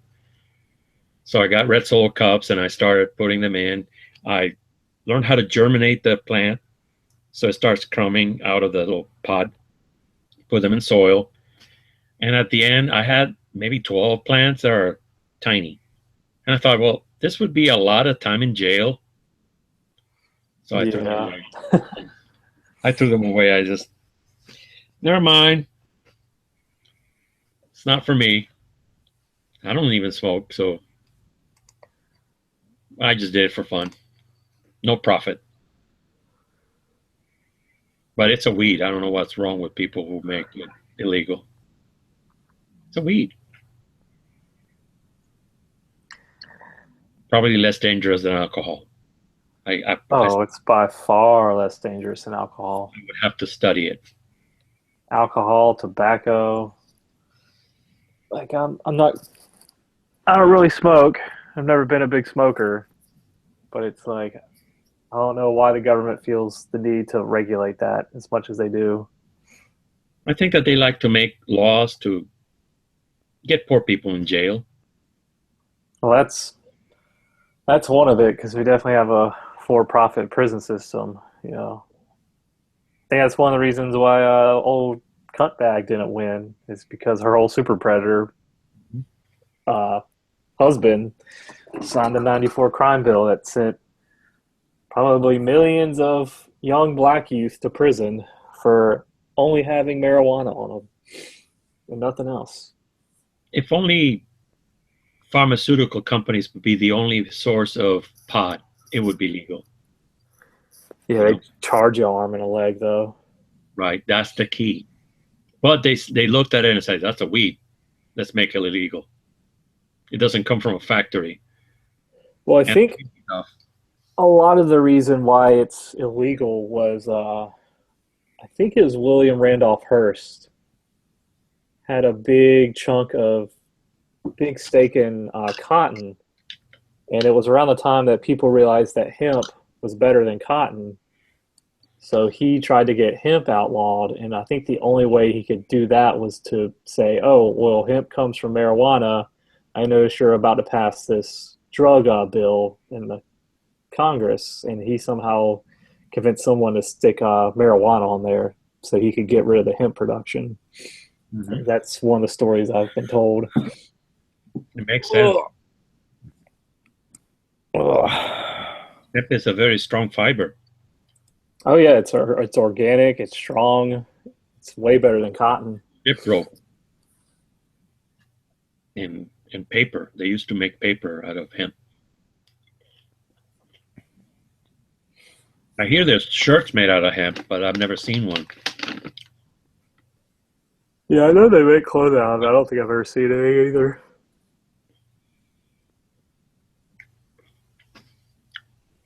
Yeah, Maybe smoke them. when I was in middle school, all the cool stoners used to have hemp necklaces with a little shroom inside, like a glass bead.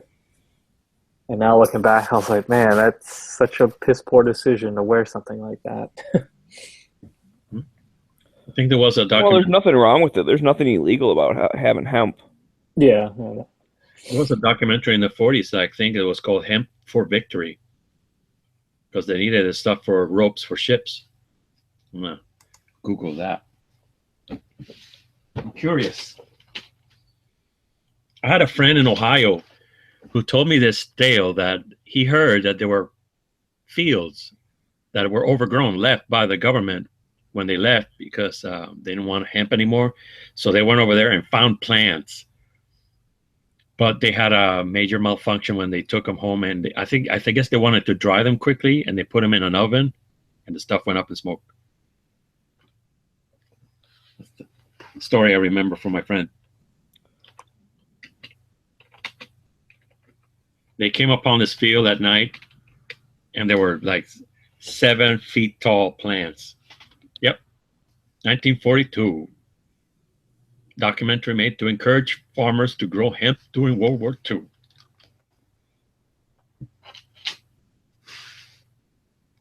Now it's evil.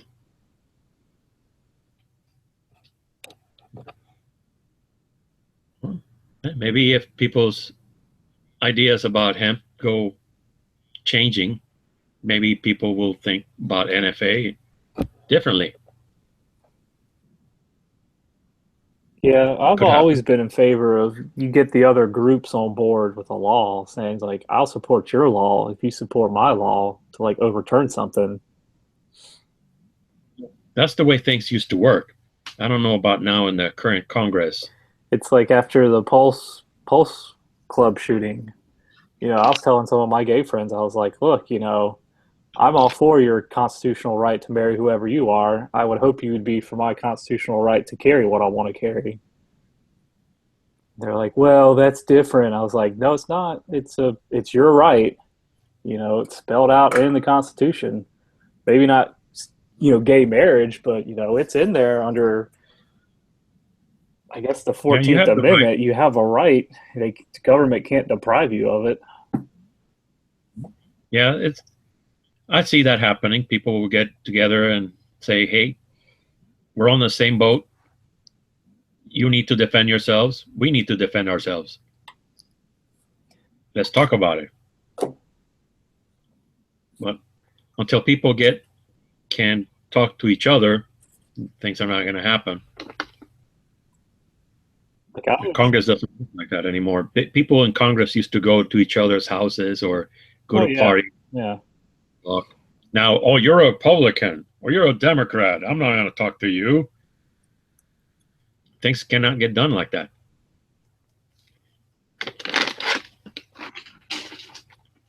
Some people say that's why Trump won, because people are tired of that stuff. Oh, I think that's one of the many reasons he won.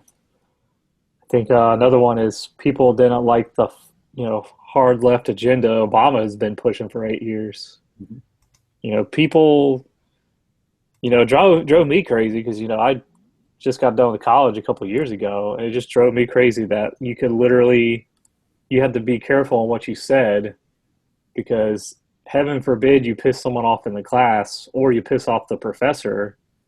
He's in charge of your grade. If you one of my professors, he didn't shop at a specific supermarket chain because they allowed open carry, and I wanted to bring it up, but I was like, this guy's in charge of my grade. I really don't want to get under his skin.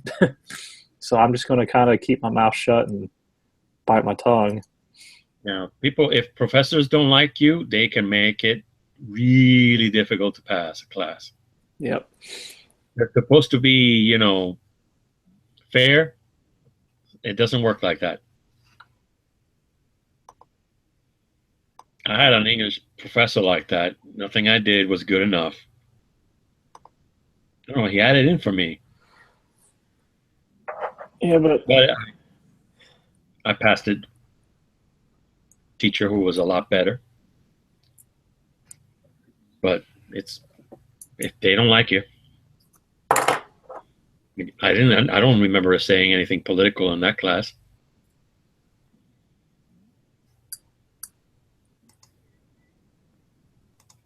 Although I really hope the left keeps doing what they're doing, because they're just ensuring that Trump would get reelected, will get more seats in the Senate and the House. Because I think people are tired of that bullshit. Protesting an election and not going to class, that's so stupid. What happens when they get in the workforce and their boss says something that triggers them? Are they just not going to show up to work because they're going to get fired? So I feel like colleges are promoting an unhealthy practice with this whole safe space bullshit. Yeah. Oh, well, I think that number one lesson in school should be, life's not fair. It doesn't owe you anything. You gotta go get it. Yeah, if I was a college professor, I think the first thing I would say is, you are not a snowflake. If you are a snowflake, I suggest you drop my class, because it's there is a couple people in my class that were super smart, and it was the professor essentially, he took whoever got the most correct answers on an exam, and that's how he based everyone else's exams on. I couldn't really argue with that, because the people he was basing it on were super smart. So I knew I wasn't the smartest person in the class, whereas I was kind of older when I went to college, whereas these younger people, they've grown up all their lives saying they're special and they're the best, and then they get to college and it's oh, you got a C- in your class, and then they complain that this shouldn't happen to me because I'm special, I'm the best, yada yada. It's funny how facts don't lie, Yeah. And so that's why I like, math and science and stuff. I don't care what you feel. If you multiply something wrong, you get the wrong answer. Yeah, there's no, it's objective. I really like that. There's a good quote from Neil deGrasse Tyson. I think he's kind of anti-gun, but essentially it was just science doesn't care about your opinion, because science it's fact. You can't dispute gravity. Like you can say, "Oh, I don't believe in gravity," but at the end of the day, there's gravity, and there's nothing you can do about it. And science is self-correcting. Yeah, and it's like, because I have a science degree, and it's like if we discover something, it's fact until we find something that disproves it otherwise, and we change our opinions, and we don't say, "No, I'm not changing my opinion because I discovered this. I want it this way." It's like, nope, I was wrong. Now Yeah. my life works to go prove this guy wrong. And the best outcome of any experiment is, oh, that's interesting. Yeah, it's like Yeah, it's like the scientific method. It's like you're not trying to prove something, you're trying to disprove something. Yeah. And if you find something that goes against what you think, that's when you actually start working. When you say, oh, that's interesting. How did it do that? Yeah, science is the best. Yeah, I'm kind of glad they're pushing STEM in college now because people that get like liberal arts degrees and like women studies, they're not going to find a job that's going to be able to pay off their debt. The worst is lawyers. My dad's a lawyer, and I thought about going into law, and he was just like, unless you really want to do it, I wouldn't do it. Don't we already have like 75% of the lawyer population in the globe or something like that. We need engineers. You're welcome. Yeah, that's an engineer right there. You make stuff happen, man. Real man of genius. Oh, I'm blushing. See, if I was smarter, I would have been an engineer, but I had to be a geologist instead because we're not as smart as engineers. Well, I But they- think geologists but they- is kind of cool. But they still need us around. I always wanted when I was a little kid, like super little kid, I wanted to be a paleontologist. Oh, so bad! I wanted to be a paleontologist. Yeah, they're cool. But then like once I realized that like you don't get to like dig up a dinosaur bone every day. Like most of your day is like not finding shit or just like digging in the desert or something. I was like, oh, well, that doesn't seem as fun.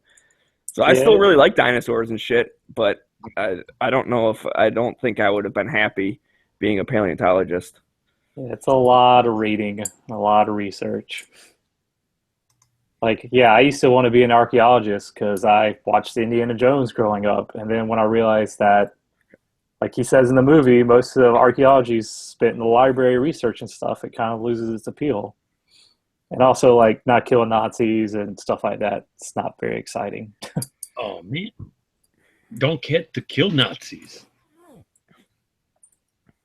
Yeah, I like those two branches of science, but Yeah, my uncle was an engineer, and he made an ass ton of money, and he retired when he was like 50, and yeah, he was super smart though. Like me and my dad both wanted to be engineers, but our math was just not up to par. You know, there's this shirt that I want, and it says, "Look, I'm a engineer," and that's crossed out. Wow, I can't even talk. And then it goes, "I'm a engineer," and then that's crossed out. And then it's, "I'm a engineer," and that's crossed out. It goes, "I'm good at math." Yeah. Like I can't spell what I am, but I'm good at math. I know that. Yeah, there's a joke. I saw a comedian, and one of his friends was a gynecologist, and he was like, "Gynecologist, why do you want to stare at rocks all day?"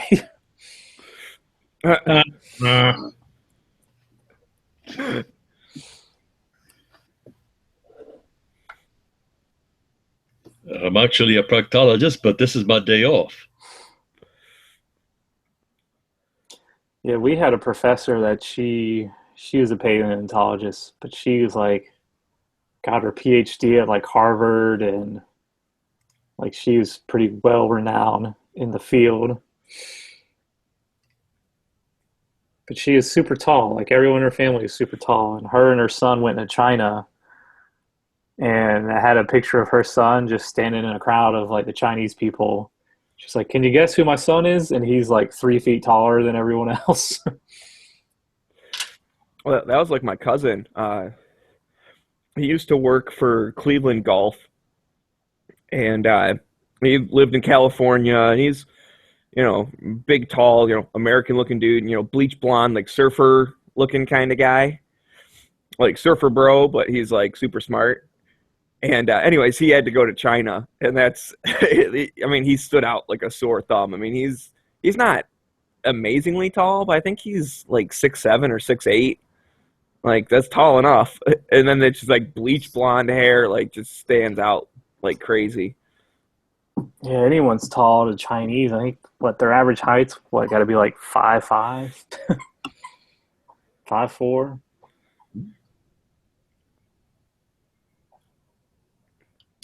I like the Chinese. I, for one, welcome our Chinese overlords. Don't blame me. I voted for the other guy. Kodos or Kang. Yeah, don't blame me. I voted for Kang.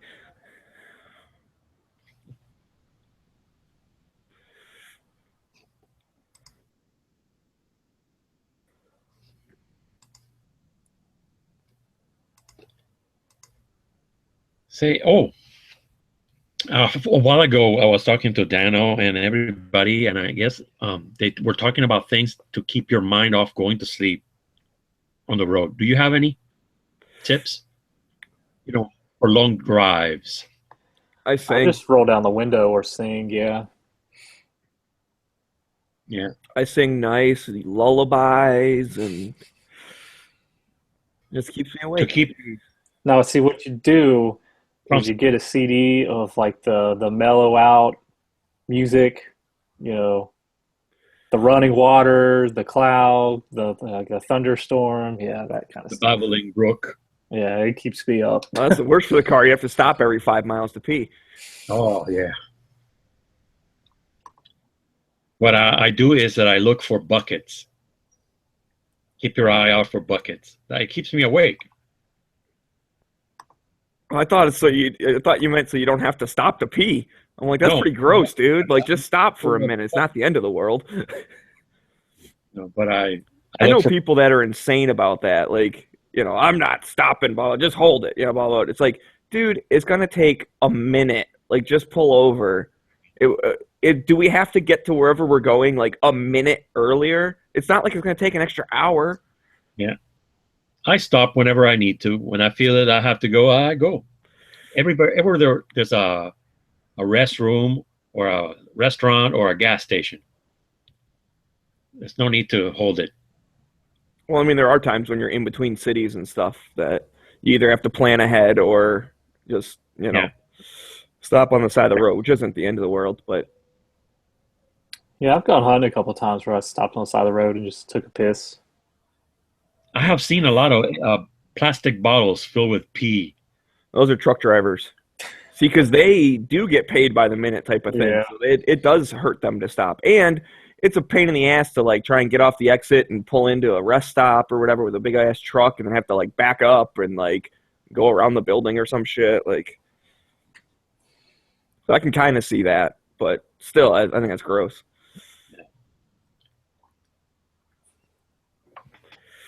Yeah, that's what we do for. But I'm with you with the singing, but I just can't sing around my dad. Well, if you have someone in the car, then just talking Yes. will keep you awake. Unless the other person falls asleep.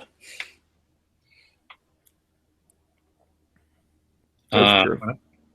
I was sleeping. Well, I was almost about to go to sleep, and I turned on the radio, and there was a Blue Oyster Cult song, "Burning for You," so I sang that out loud. It woke me up. You could think about all the stuff that Trump's going to make great again. But on this trip, when the sun starts going down, we found a place to stay. Except for the last night where I just drove 1,000 miles to go home.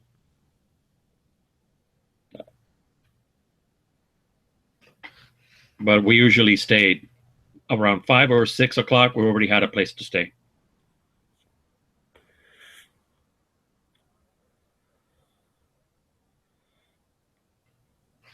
Let me get that newspaper.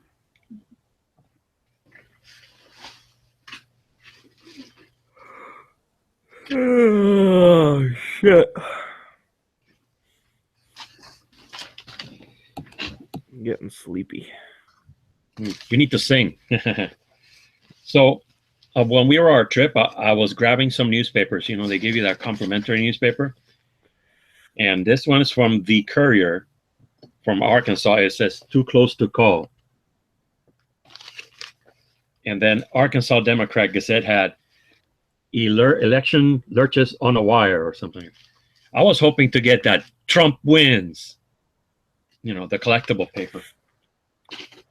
But I guess I saw a paper like that the other day in the gas station. It said, NC goes to Trump, other states too close to call. Yeah, see, that's the thing, is that they went to print, you know, too early. Yeah. Because it wasn't really officially called till like 3 a.m. 2:30 in the morning, 3 o'clock, yeah, something like that. Yep, because I was in that live chat, and as soon as I saw that Trump won, I went to bed, and it was like about 3 o'clock. Well, they called Pennsylvania just after 2. So that was when I was like, all right, he's got it. They didn't call the other ones, but I'm like, he's got it. And then I jumped out the chat and was like trying to go to sleep. And it was right after that. Actually, you know what it was? It was right after Hillary announced that like she wouldn't come out. She's like, hey, we got a big night. It's, you know, there's still hope. We're counting. Everyone go home. We'll talk in the morning or whatever. And then like 10 minutes later, they called Pennsylvania. And then Trump comes out. It's like, oh, I just got off the phone with Hillary. Dumb bitch. Or whatever he said. But anyways, I was like listening. I was like, I don't need to see him talk. So I just listened to his speech like while I was drifting off. So I fell asleep somewhere between 2:30, 3 o'clock. Wow. But I had to work the next day, man. That was not fun. Mhm. I was out of town for work too. So it's like, oh, man. Yeah, they wanted me to come work. I was like, I don't think I'm going to, because I went to bed at 3, and they wanted me there at like 7. Yeah, I made a joke with my boss about it. I was like, this election, you know, I'm really upset by it. I need a safe space, so I don't think that I can work today. And he just looked at me like I was retarded and realized I was joking, and then we went to work because, you know, you got to make money. Yeah, unfortunately, the rest of America didn't think it was a joke. I went to bed around 10 or 9 because Florida kept going back and forth. And I thought, man, I'm just going to go to bed. Like, I figured once he won Florida, North Carolina, once they called Pennsylvania, and she literally had to win everything else, including Arizona and Alaska, I was like, oh, he's got it. Because there's no way Arizona's going to go to her. I'm going to say that Pennsylvania was it. Because basically she had to do a sweep of Pennsylvania, Michigan, Wisconsin, and Minnesota. And 3 out of those 4 were leaning Trump for quite a bit of time. So, like, it was a long shot right there that she would even get. Holy shit, 5 text messages. What the hell's going on here? I woke up the next morning and my dad told me Trump won. I said, you're kidding.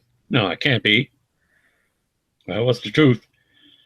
Yeah, I walked into my roommate's bedroom the next morning, and they were both like, I can't believe Trump's our president. I was like, y'all didn't stay up, did you? He was like, no, we went to bed at like 10. I was like, yeah, y'all missed it. I was like, they called it at like 3 in the morning. Yeah, my dad stayed awake, and he's not he loves politics, so I could see him staying up until like 3 a.m., but I went to bed because I was the one driving the car. So, now that's when Florida kept going back and forth, and I thought, well, that's interesting, but I need to sleep. Good video on YouTube. If you haven't seen it yet, it's like 20 minutes of just the Young Turks losing their shit. Like the first 3 minutes of it are like, she's absolutely going to crush Trump tonight. I'm guessing 300 electoral votes to whatever. And as like the video goes on, they just get like more and more depressed looking until finally, like the last 5 minutes, like the girl's just like, if you're a woman and you voted for Trump, fuck you. You're a piece of shit. You're a piece of shit and you should die. It's just like their minds were like fucking blown that he won. Yeah, I was worried for the Hillary victory because all the polls kept, oh, she's ahead by 2 points. Oh, she's ahead by 6 points. Yeah, I was talking about that the other day. Like some of the two best things I've ever seen on live television that like wasn't scripted was watching like MSNBC lose their shit on election night, and then Kanye West saying that George Bush doesn't care about black people during the Katrina fundraiser. I thought that was the funniest shit I'd ever seen. And like just the look on Mike Myers' face, like, well, what the fuck did you just say? And then they cut to Chris Tucker, and Chris Tucker's just like, yeah, send us money. Yeah, these people need money. Because he was just like, how do I follow up that? Like, do I say, yeah, I think George Bush cares about black people, or do you just not say anything?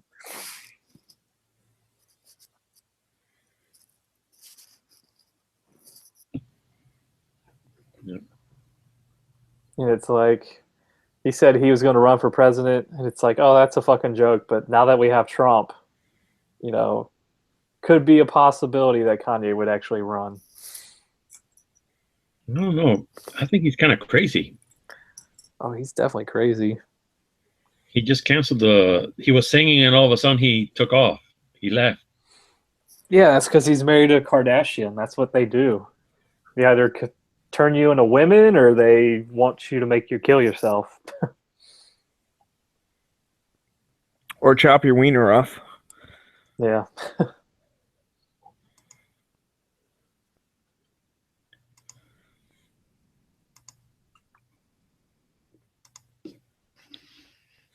I don't want to check my email, Night Strike. Don't make me check my email. Don't tell me what the fuck to do.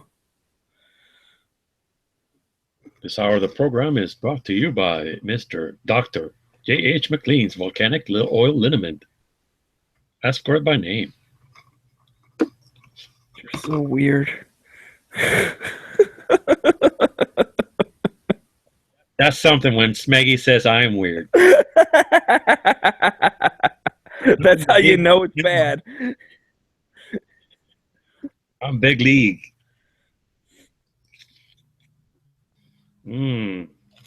Oh, what the fuck? If this is a text message from one of you assholes out there, I'm going to be upset. Not for me. I don't know your number. I don't know who this is. Someone in the group chat. I hate group chats. Group chat. Oh.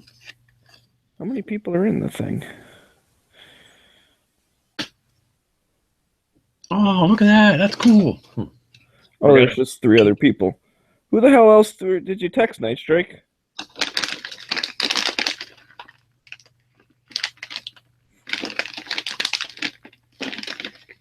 Want to know what that number is? I already got Heavy B's number. I don't know who this other number is, though.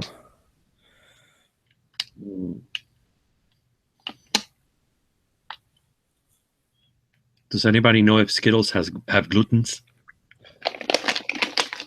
No idea, nor do I care. I'm not anti-gluten. I'm all about eating healthy. I don't think they do, because I think glutens are only found in like bread products, like grain products. And no fat. They just have a shit ton of sugar. Yeah, they're practically are sugar.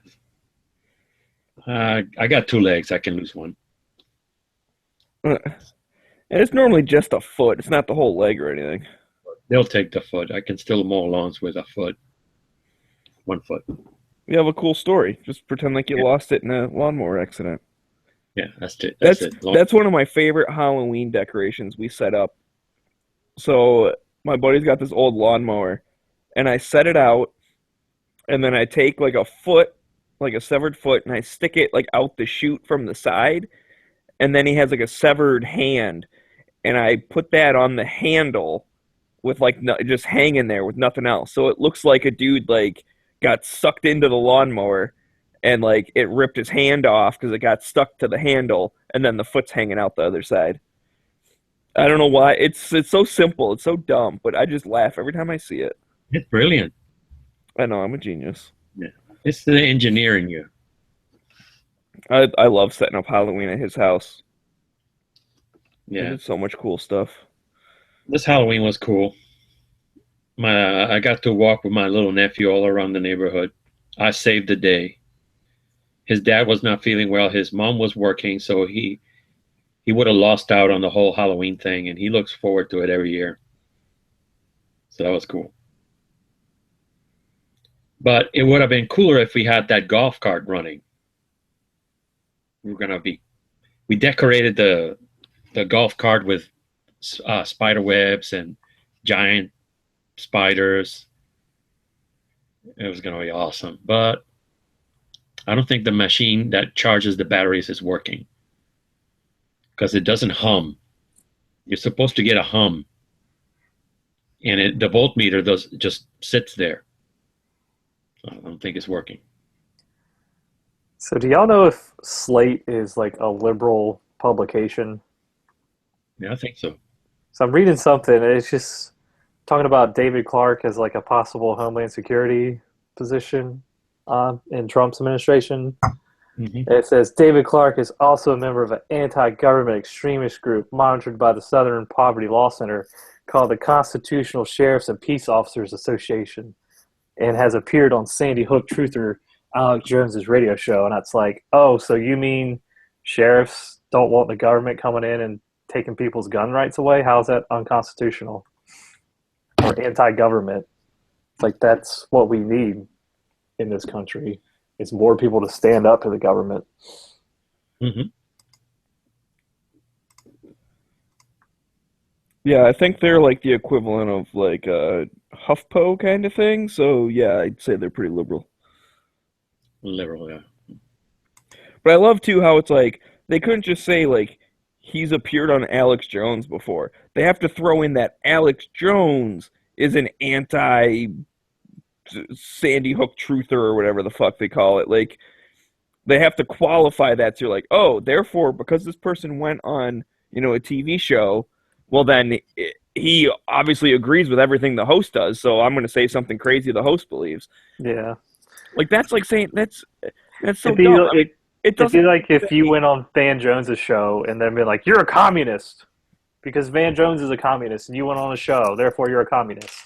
Right. It doesn't even say if he went on the show to argue with him. You know what I mean? Like yeah. It'd be like, well, Alex Jones went on the what the fuck, the Pierce Morgan. I was trying to think of something he did or whatever. But like, does that mean that Alex Jones is the same as Pierce Morgan just because he went on his show? No, he went on his show specifically to argue with him. Yeah. I'm not saying that this dude went on there to argue with Jones. I'm just saying it doesn't prove one way or the other if he like agrees with him or not. So why even bring up the host's point of view on anything? Yeah, what would be It's just a way to discredit the whole thing. What would be the point of having a show and bringing people just that agree with you? If there wouldn't be a really good show there. Isn't that what The View is, essentially? Yeah, but that's not a good show. Exactly. I don't watch The View. That's why me and Night Strike always fight on hit or miss. You always fight. We always fight.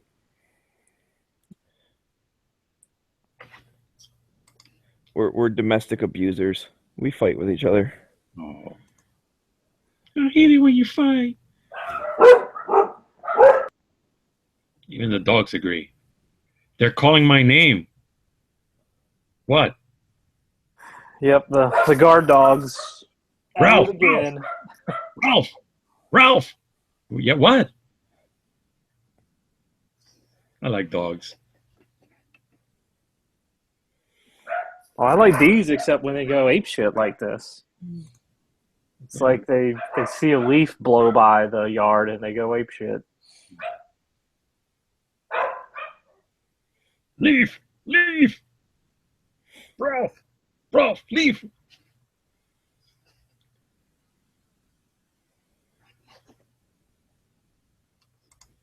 Hemp for victory.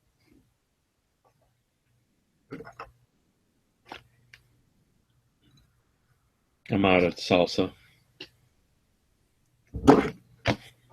That's sad. No.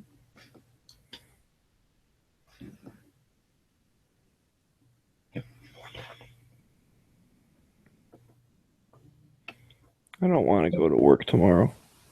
Does anyone want to go to work for me tomorrow? No, you're too far away, and I don't know what you do, so it'd be kind of strange.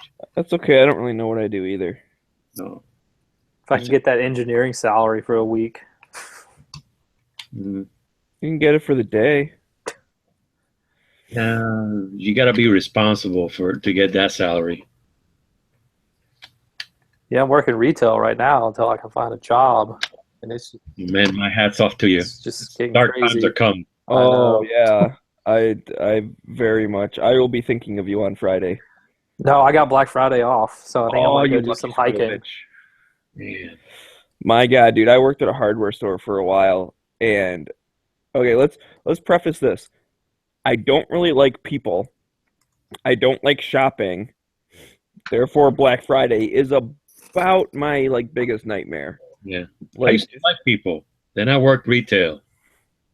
Yeah, well, no, I guess let me say that like people individually, like I don't really care one way or the other. I don't like people like as a whole. Like when everyone's bumping into you and it's all crowded, like I get claustrophobic and shit. Like I just, especially why do ever like stand so close in a line? Like, okay, we're gonna check out. If I'm 6 inches away from you, you still get to go after me. Like if you're behind me, you don't need to be touching my ass. Like you can back up a little bit. You're still next. Being physically closer to the front does not make you get out the front faster. Mm-hmm. I can't stand that. And like, I don't know. I went from the shopping point of view. I've gone Black Friday shopping once, and I will admit it actually wasn't that bad because we went like right at midnight after Thanksgiving, so we were already awake, and like I still had a little buzz going, so that was cool. And none of the stores were super busy except for I think it was Kohl's.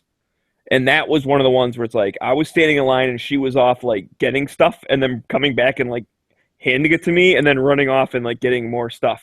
So basically I walked in the door and stood in line so that she had all the stuff she wanted by the time we got to the front. But that was when like the dude behind me and like right in front of me were all like squished together. And I was like, I'm going to fucking start swinging. Like if you're within arm's reach, I'm punching you in the face. Like just everyone back up like a foot or whatever. Like I was starting to freak out. And I actually did turn to the person behind me and I was like, you seriously need to stop climbing up on me because you're freaking me out. And they're like kind of looked at me weird. And I'm just like, seriously, like I'm having an anxiety right now. Like I'm about to fucking freak out. You're not going to get through the line faster by climbing up my ass. And like I kind of went off on the lady. But it's like, dude, back the fuck up, you know? I'm getting all stressed out thinking about it, man. I got PTSD apparently. But anyways, I was going back to the hardware store thing. Dude, people were nuts on that day. And we always had stuff that like, you know, it'd be a bunch of rebates and shit. Like it was a good deal anyways, but then like rebate, it would be free. So it's like you pay $50 for like all this stuff, but then you get $50 back like 6 months later or whatever. And so, I don't know, there was just, people would go nuts over it. And I remember there was this guy, and he was kind of like a regular, like I didn't know his name, but I knew him like by face. And he was buying a hinge for his door at like 9 o'clock in the morning on Friday. And he's like standing in this line that wraps around the store holding like one hinge. I'm like, you're not even gonna like getting sale stuff? He's like, nah, I don't really care about that crap. And so basically I told him, I said, dude, just leave.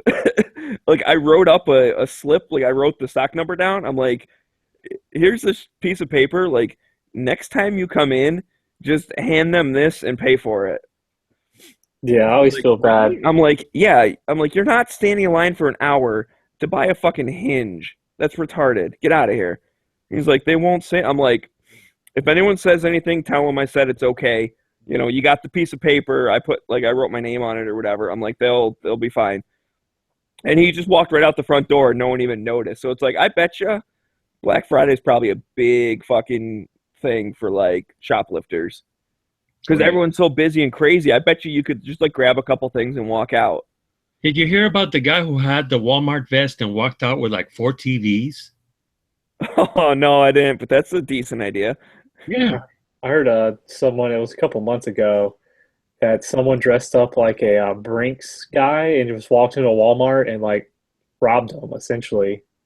Because they're like, oh, the Brinks guy's here, and they took like all their money and just walked right out. And I was like, see, that's how you got to do it, you know, professionalism. You know what? It's the confidence. Like if you look like you're supposed to be there and you know what you're doing, people just agree with you. hmm Yeah, I always feel bad for people on Black Friday that are like returning stuff. I was like, you're gonna wait in this line just to return some stuff when you can come back like tomorrow and it won't be like this. Well, And they're like, that's kind of their own fault. They're dumb. yeah. They're like, But, like, well, he was buying the thing. Like he had the day off work, so he was able to do like projects around his house, and he didn't have the right thing or whatever. So, like, he probably didn't plan ahead, or maybe the thing he had didn't work, so he had to go get something there. I don't even know what the whole thing. But I was like, dude, get out of here. And you know, to his credit, he came back. He did. I was there when he paid for the thing. He had a bunch of other stuff. He's like, oh, and this slip, and they just like typed the number in and charged him for it. And they had no idea why. He was like, I also need to pay for this. Like, they didn't even care. yeah, I'm just glad I don't work at like Walmart or Target because I always like watching their videos of just people killing each other for like TVs and just bullshit.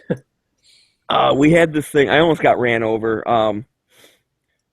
This was, I don't know, whatever year it was, but we had this thing where it was like a portable DVD player, like a little flip open thing, and Yeah, it was like you 60 talked bucks about. or something. But Yeah. at the time, like those were like brand new. Like the people like, oh my God, I can watch a movie like in the car. Like that's amazing. You know, tablets weren't a thing or nothing back then. And anyways, we had 6 of them. That's all the store had. And it says right in the ad, like the first one is like 60 bucks and like all the other ones are regular price, like if you wanted more or whatever. So there's this lady standing right up against the door, like right at 6 a.m. we're gonna open or whatever. And I had to go open the door. So I go up there and she's like, you know, lined up like a fucking linebacker, like she's ready to go. So I jiggled the lock, but I didn't actually unlock it, and she smacked her face against the door because she was like ready to come in, and she smacked the door. And then when I finally did unlock it, she like threw the door open. Well, the thing is, it was one of those, you know, automatic doors that has like the little, I don't know, like fence or whatever on the side. And like my leg almost got caught between like the little fence thing and the door. I'm like, seriously, lady? You're gonna fucking run me over for this shit? Luckily, I was like, you know, stronger than her. So when she did, she kind of took me off guard when she pushed the door open. But I was able to hold the door open enough that my leg didn't get caught. So I was kind of pushing against her for a minute. Then I got my leg out there and I let go. The thing fucking slammed open. I'm like, I wish she would have broke that door. We would have charged you for that shit so much. It would have been awesome. But she runs in, grabs an armful of the DVDs, and you know, and like runs up to the front, like, oh, I got all of them, woohoo! And the person at the register was like, all right, cool. Rings the first one up, rings all the other ones up, and then she's like, okay, that will be, you know, whatever, $750 or whatever it was. She's like, what? No, they're 60 bucks. I was, yeah, the first one's 60 bucks, but like all the other ones are, you know, 150 or whatever. And she's like, oh, well, then I don't want these. So she got the one. And then I went to go take the other ones and like put them back on the like end cap where they were. And basically by the time I like walked, because there was like a bunch of people already in line, and like they all just took them from me. So I never had to put them back. They're like, oh, can I get one of those? I'm like, okay. And I just like the next 5 people I saw, I handed them out, and then I went back to doing what I was doing. But I was like, you guys seriously need to relax a little bit. It ain't worth it. People, yeah. It's like how I think it was a video last year of like, it had to have been a Walmart, and this lady was getting like a fucking George Foreman grill.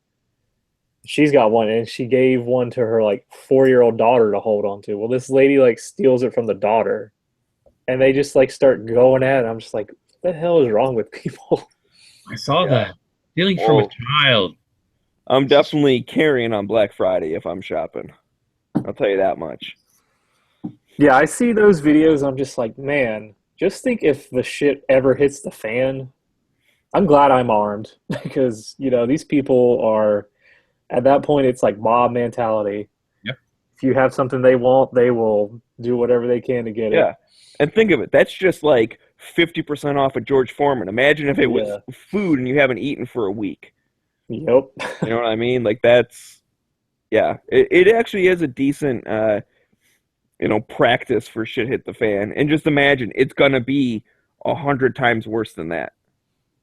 So all the fights and all the shit you're used to seeing, it's going to be even worse. Yeah. I told you about the crash that I saw when the hurricane was coming to the other coast. At the entrance of the supermarket, 3 cars converged into one spot. They crashed together. And the hurricane is on the opposite coast. There's no need to panic here. But everybody was going to the supermarket to buy whatever they could find for some crazy reason. And the hurricane was not coming here at all. Every time that happens, I just want to think like maybe this is the type of shit you should have bought a month ago or a year ago or whatever. Like you should have food on you. Well, I think and I'm being hypocritical right now because my house is fucking empty of food. But I have an excuse because I spend like a couple days here a month and then I'm fucking gone. So I just haven't gotten around to grocery shopping at all this whole year. Well, I think it was after Katrina, like FEMA or whoever, like when all these people were just like, we've got no food, we've got no water. And they're just like, so wait, y'all don't have 3 days of food and water readily available in your house? It's like, I thought that was kind of a given. Well, apparently not. Yeah. Yeah, I have a little bit of emergency stuff. Like I would live if I had to, but I don't have like regular food that I could like make dinner and shit with. Because I don't feel like defrosting a bunch of meat that I got to cook all up, and then like I'm gonna be out of town, so it'll go bad by the time I get back home. You know, that type of thing. Yeah, that's the problem. Once you defrost it, you got to cook all of it, and then it's like, for me, it's just me. So when I like all my stuff's packaged for like a decent sized meal, well, that's like a week's worth of venison I have to eat. Like I just have venison for dinner every night for like a week, and then I eat it up. So it's packed in like the big packs. You vacuum sealed the stuff? No, they're just like Ziplocked up, like the freezer Ziploc things. I want to get a vacuum sealer. That'd be neat. It'd be useful. I don't think I've had venison. My dad's got a vacuum sealer, and I thought about when I go home for Christmas or Thanksgiving, vacuum sealing a bunch of my bullets. Yeah, that's a good idea. You put like a little itty bitty incandescent pack in there. You put like 100 in there, and then you just grab that when you go to the range or whatever. And then it's like waterproof. You know, it's airtight. Desiccant. Yeah. Yeah, we got some like canned goods and like a lot of meat, like spaghetti, you know. Like I feel like we could probably go a while. There's a stream maybe like a mile from the house. If we had to, you know, lug water back and forth, we could. But yeah, I'm definitely not prepared like some people, as I should be. Yeah, I'm good on other stuff, but I'm not good on food. And I know I'm not. That's So on that's my something I need to work on. to-do list whenever I find a better job. Is getting at least a couple months, if not like half a year worth of food stored up. Right. And that's type of stuff, you can do it slow. Like go to the grocery store and get a bunch of food or whatever. I normally, when I was cooking all the time, like I'd get like a month's worth of food when I went to the grocery store. Well, if you get like just a little bit more than that, and then next time you go to the grocery store, like get a month's worth of food again. Well, now you have like an extra week. And then the next time, like after, go get like another month's worth of food, now you have 2 extra weeks worth of food. Like always get like a month and a week worth like once a month or something. Yeah, it's like, how much does a bag of rice cost? Like practically nothing. Right, but you don't have to just sit down and be like, I'm going to spend $1,000 on food one day. You just spend an extra $20 every time you go to the store. Oh, SpaghettiOs are on sale for 50 cents each. You're going to get a case of them, whatever. What's the shelf life on most canned goods like that? A couple years, maybe? Yeah. This one's up to the October of 2017. Chunky soup. And I think realistically, the shelf life is like longer, like Yeah. if push comes to shove. But yeah, and that's the thing. So you just do, first in, first out. Like every time don't get shit that you're never going to eat, but just like when you eat it, then if you eat 5 cans of soup, when you go to the store, buy 10 and put those, in the back. And just kind of rotate through. Yeah. Whenever I go to the store, I buy a bunch of these. These are like $2.50 each when they're on sale. And it only takes like a minute in the microwave for them to be edible. So this is already ready to eat. Yeah, you're just heating it up, really. You're not necessarily cooking it. It's chili with beans. Good stuff. They also have other flavors, but that's my favorite, so I buy a lot of that. I've tried the rest. That's the best. So that's my hurricane preparedness. And I also eat them as I go. If I'm hungry, I just eat one good meal a day. And if I'm still hungry, I'll pop one of these in the microwave. And I'm done. Yeah, it's like I'll watch a video of like Such's food prep on YouTube, and it's like that guy's probably got like 5 years worth of like food prep that he's probably never going to have to use. Yeah. But if he does have to use it, he'll be set. If G. Webs is listening, I'd like to see what he does with all those fruits that he buys at the 99-cent store. I like to see it prepared. Like, how does he eat those things? Does he make Fruit salad, maybe. Yeah, I like to see the prepared thing because I like to get ideas. I would like to eat that kind of stuff, but I want to see it.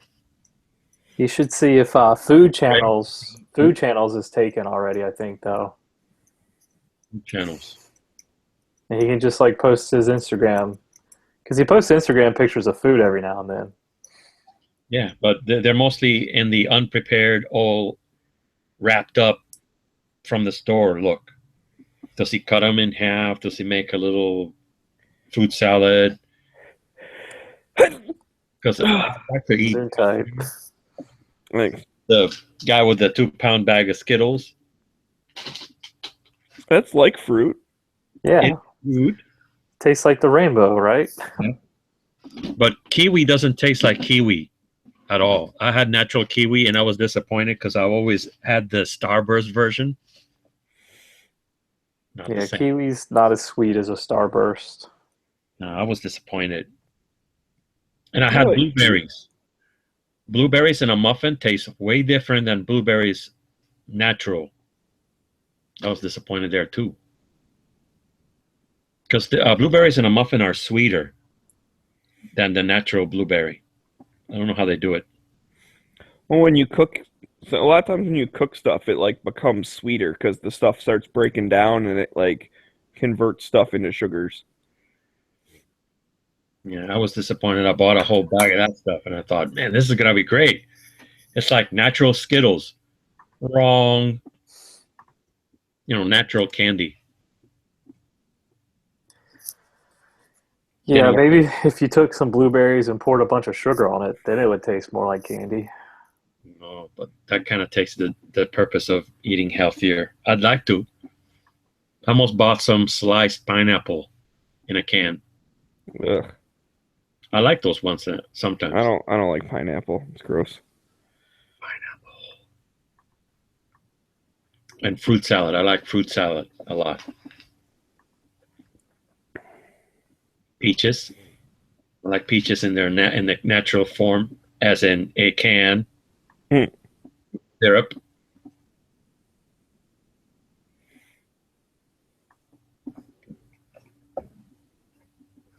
I'm not a healthy eater, but I'd like to be.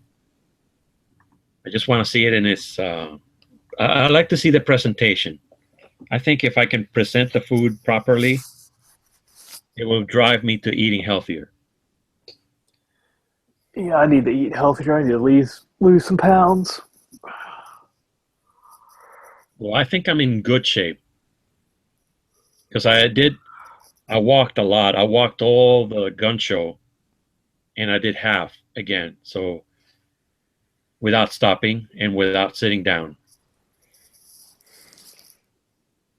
I think I'm okay, but I'd like to be healthier. I like to eat healthier. It's tough. The healthy stuff's pretty expensive. Well, G Webs goes to the 99-cent store and he gets really good deals on, for less than $20, he gets a lot of food. But I don't have that. That store's not here. Yeah, I don't know if we have one around here. We had some in Wilmington, but I haven't seen any in Durham yet. We probably got one or two though. Yeah, it's like called Webb's 99-cent store. It was mostly dented cans and stuff like that. They went out of business.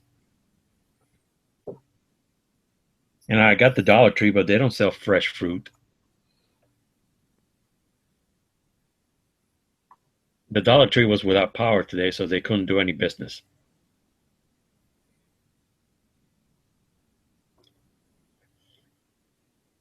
I walked over there because I had nothing to do, so I'm looking around. The supermarket had power. And it's amazing when you think how many things are in there turned on and drawing power. I don't know how they do it. They got to have a massive generator. Yeah, just generators. Because you could feel outside it was cold, and the inside everything it was warm. All the computers were on. The rotisserie was going. It's like, man, whatever they got for a generator, it's got to be a huge one.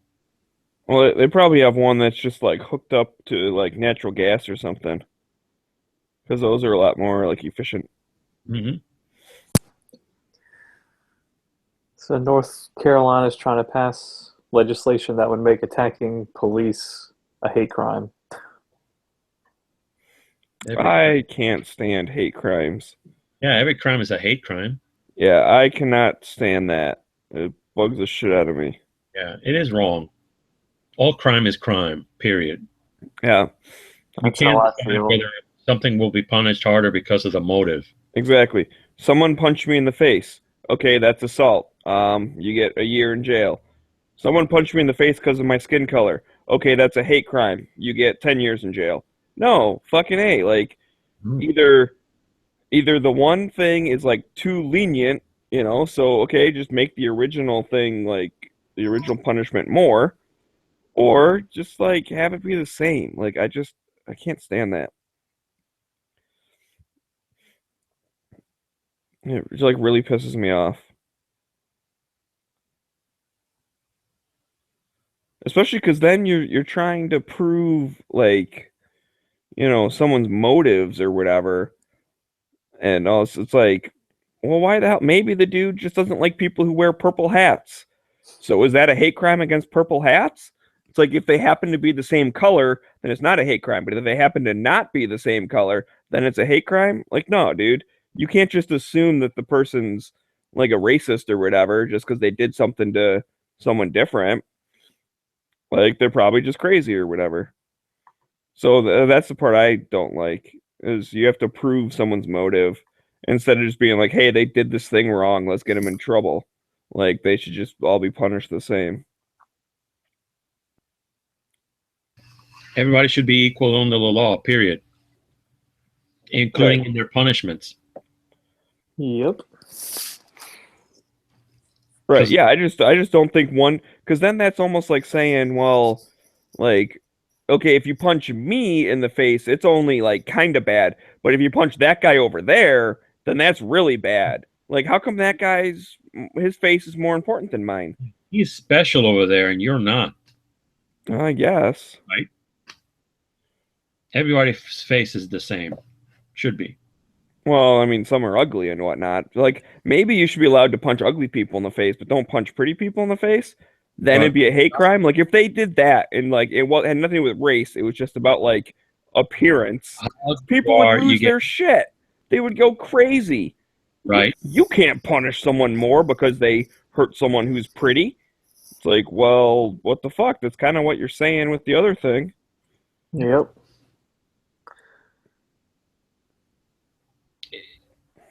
That's why I can't stand parts of Black Lives Matter. It's like they only care about shootings when it's a white person or a cop. They don't care about like the people in Chicago or Detroit or Baltimore. Hey, our shootings have gone down. Don't throw us under the bus.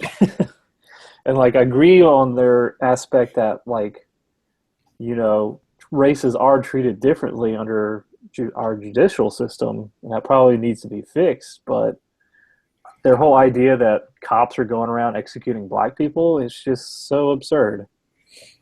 Mm-hmm. And that's where they lose me at. It's like, well, you don't protest any of these, you know, 40-something shootings they have in Chicago every week.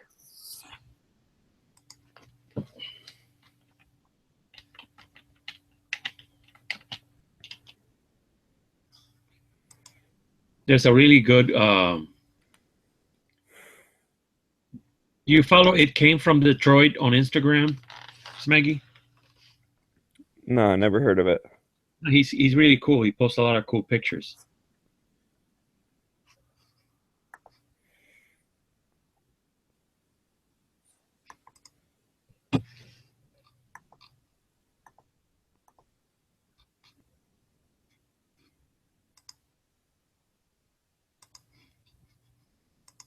This hour of the program is brought to you by Boba Fett. Boba Fett. Oh, I saw a really cool documentary on Star Wars. It's called I'm Your Father, about the guy who played the part of Darth Vader. He was the guy in the suit. Oh, And- David Prowse. Yeah, David Prowse. He was kind of treated badly by Lucas because they thought that he was the source of some a spoiler that Darth Vader was going to be killed in the third one, you know, the seventh or whatever, sixth. So it turns out it wasn't true. And it might have been one of the reasons why he didn't play Darth Vader when he was dying in Return of the Jedi. Anyway, it's a really cool documentary. Yeah, I saw that. I thought about adding it to my watch list. Oh, you got to see it. I'm not going to spoil it for you, but it's worth it. It's funny, like, to see and hear him, like, speak the lines before they got dubbed over by James Earl Jones, because he sounds like Darth Helmet off of Spaceballs. It's like, what's his plans for the Death Star now? I want his plans for the Death Star. You know, with his English accent. Yeah. The weird thing is that Lucas wanted James Earl Jones's voice, a Darth Vader menacing voice. And it turns out that now that he's older, he's got almost that voice. Because they overdubbed him as he is now, older, doing that whole You weren't on any mercy mission this time. that kind of thing. And it sounds just like James Earl Jones. It's a really good documentary. Pretty cool guy. He's in his 80s now. It's amazing how time flies. Oh yeah, they're all old now. He's a great guy.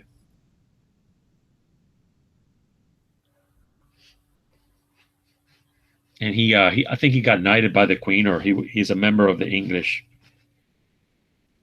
MBE, I think, because he did a lot of good for the kids for safety campaigns. He saved a lot of kids' lives. So David Prowse. Yeah, I feel like if you're English and you're famous and you do anything, they like knight you for something, or they give you like the Order of the British Empire and Yeah, all that stuff. Good. Which is too bad we don't have anything like that. We don't have titles in this country. That's what makes America great. The Medal of Freedom, which is good, I guess. But the English do like to have their whole ceremonies. They do ceremonies right.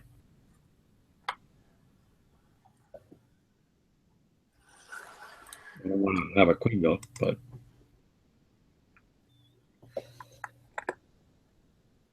we got freedom. Freedom. Some have freedom. Only if we can keep it. It's the big thing.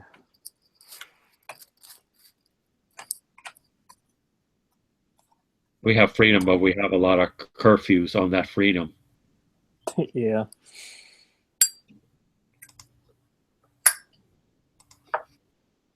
It goes back to the whole, oh, you can't have that, but it better not be a little half-inch longer. You better not brace that stock. That's a rifle. Is that a rifle? No, it's a pistol. Okay, you can have it. Yeah, I don't. That was stupid as well.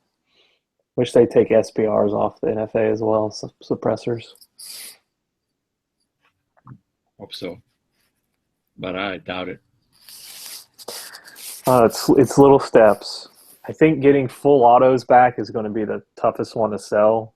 That'd be massive. Because I'm sure there's some Republicans that just the thought of like someone having like a mini Uzi underneath their coat when they're robbing a liquor store.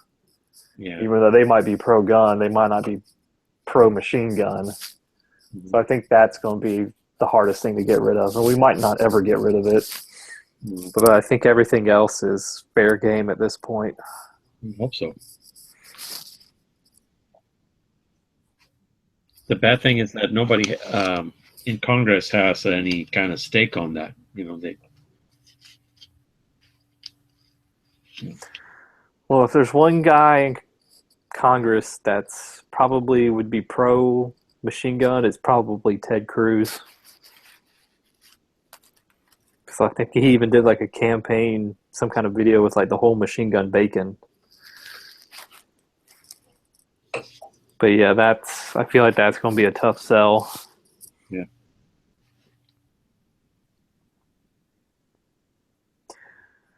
But if it did go away, I would totally just buy a little back plate for my Glock and make it a full auto Glock 18. Wow. Because that's all you really need. They just make a little special black back plate, slide plate for it. Mm-hmm. It's got a switch, and one says full auto, and the other one says semi-auto. Wow. We shall see. Things have happened, you know. Trump became president, so anything can happen. Well, we got 2 years. 2 years as of now to get that stuff done, because in 2 years they're going to have more House and Senate, votes or elections. Yeah. So we might gain some seats, or we could lose some seats. So we need to just keep in mind that he's president for 4 years, but after 2 years we might not have control of both houses of government, or the judicial or legislative government. So we got 2 years to get stuff done. And they better do stuff, because Trump got elected because people got sick of Congress not doing anything. So But then a lot of if we picked up more seats in the Senate and more seats in the House where they couldn't filibuster it, that's going to be the best chance to get rid of the NFA. mm-hmm.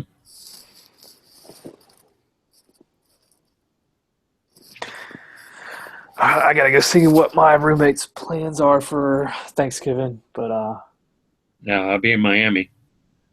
I'll be Next time I talk to you tomorrow, I'll be in Miami. so I'll be back in. I'm just gonna mute myself, so I'll be back. If I'm not back before hit or miss, y'all have a good show. I'll be here, I think. I'm behind on my viewing of that Westworld TV show. I can only do it in small increments.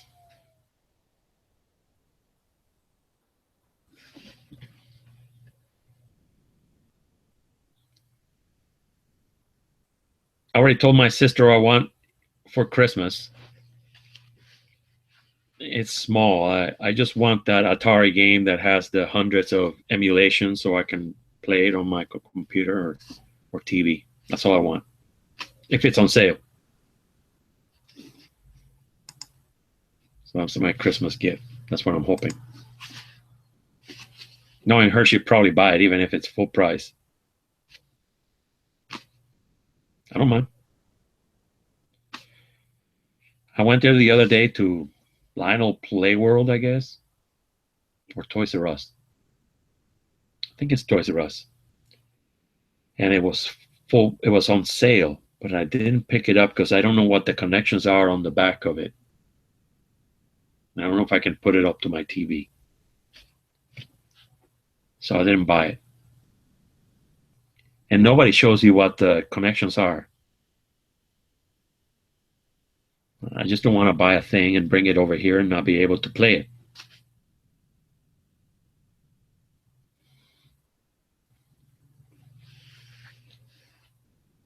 That's what I'm hoping to get for Christmas. And bullets. Maybe. If I get a good deal on bullets.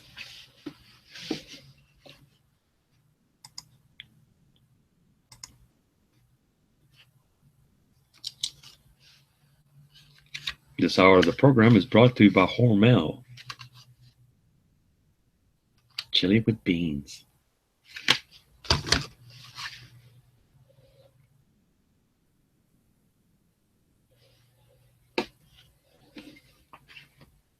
Already got the first 10 of the season.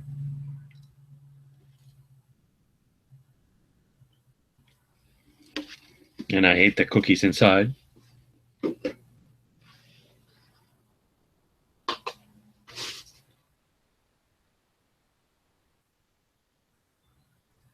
They're the cookies. I don't like the butter cookies.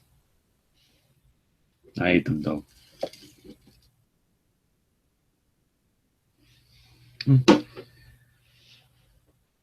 I used to get the popcorn for Christmas where I was working.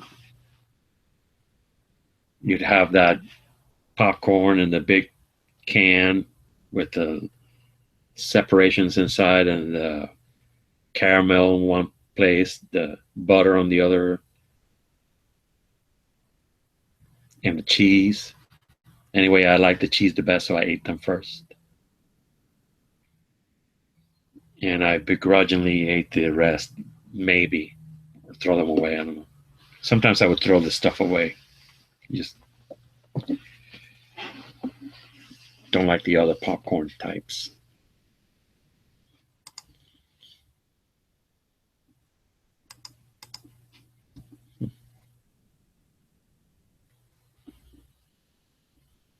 Mm-hmm.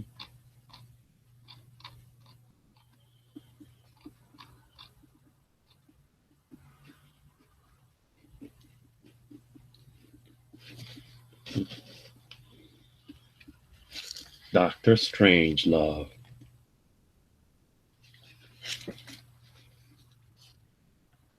gotta get. Oh.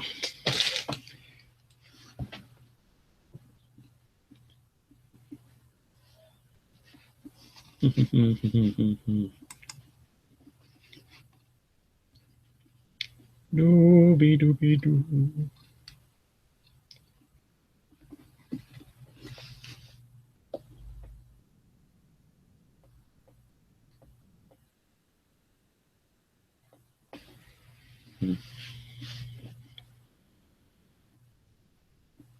I hate going to Miami.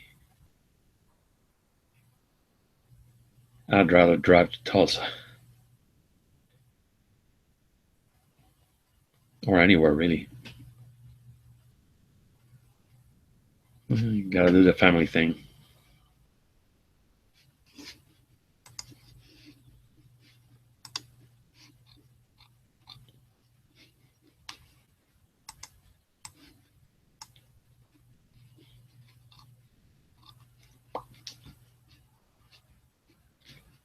Oh, tonight is hit or miss.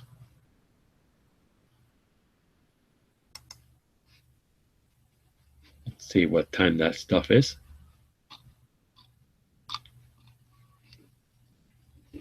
I'm on TV. Huh.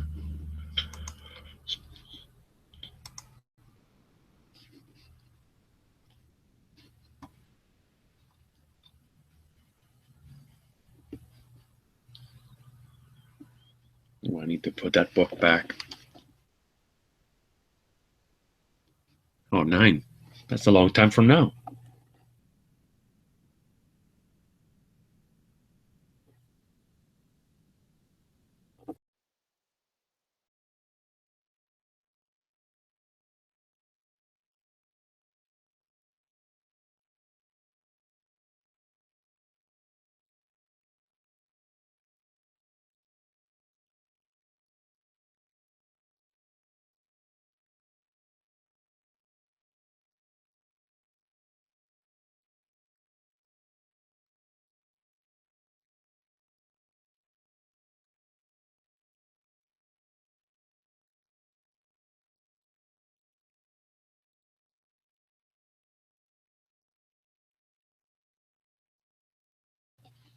Anyway, I'm going to have one of my fillers here.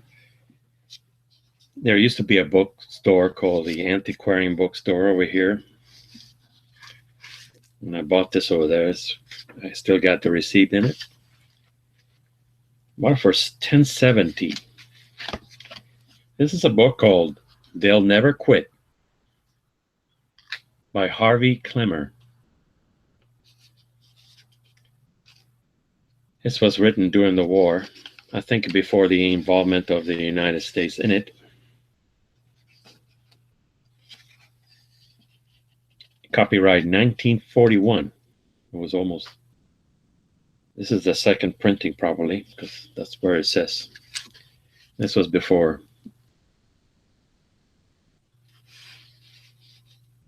It's about the English and why they'll never quit. That's why the title is They'll Never Quit. And let me read a little bit from the front. This book has not been censored. I purposely waited until I had left England before writing it, as, although I sympathize with Britain in her struggle against the Nazis, I did not wish to be hampered in my efforts to present to the people of America a true picture of the Blitzkrieg. No information contained in this book was secured as a result of my official connection with the American Embassy in London. The opinion expressed are, of course, my own, the author. February 6, 1941. Yeah, I thought that was really interesting. It's like a snapshot of opinion.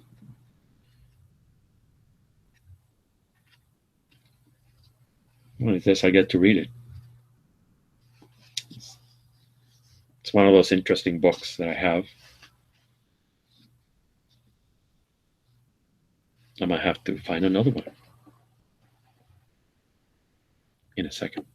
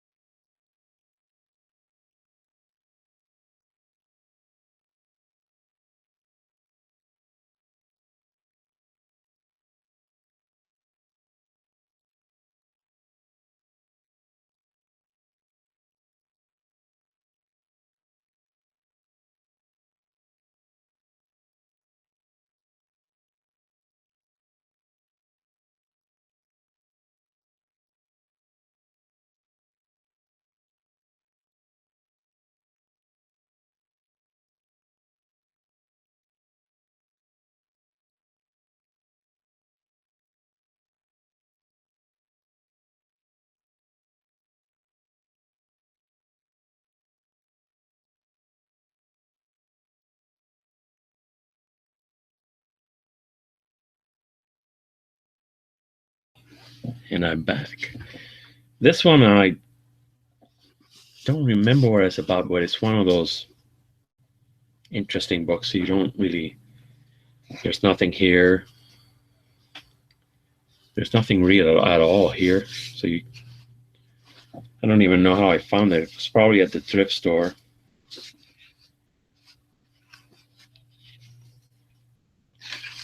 It's called Challenge to Freedom by Henry M. Riston.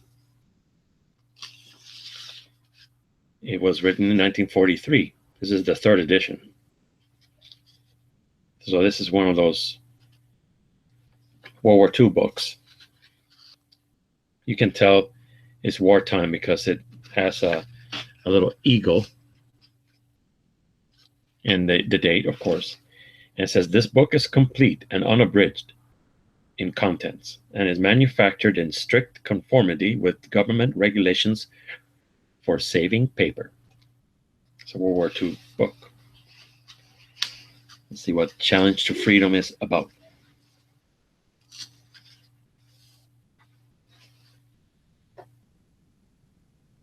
And this is the preface.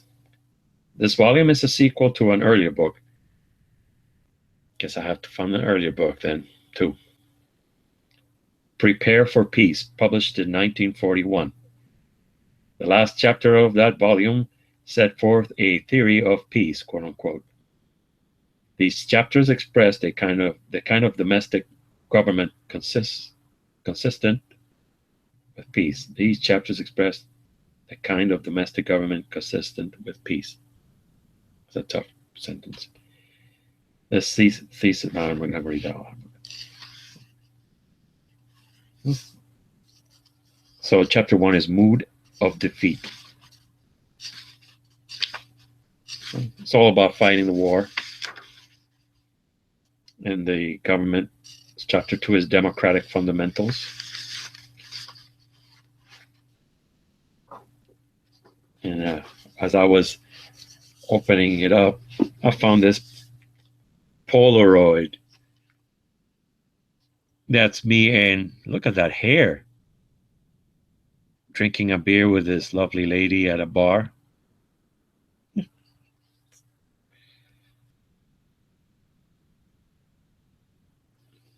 Looks like a young Jeremy Clarkson or something. Good day, good times.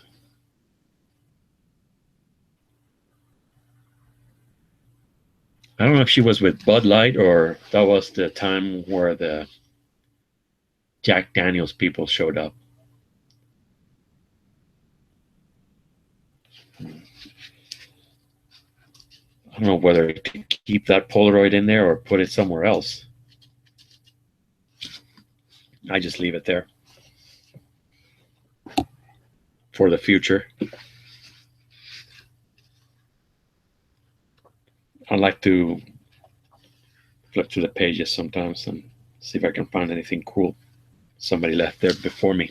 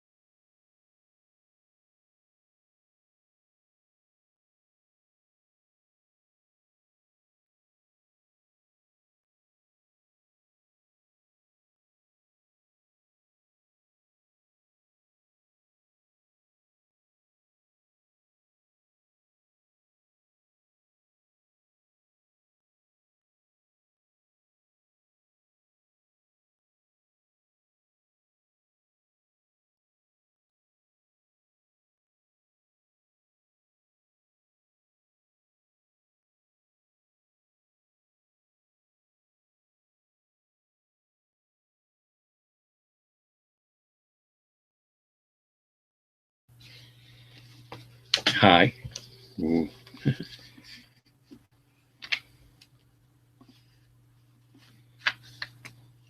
I got a book here that it's kind of appropriate for the day.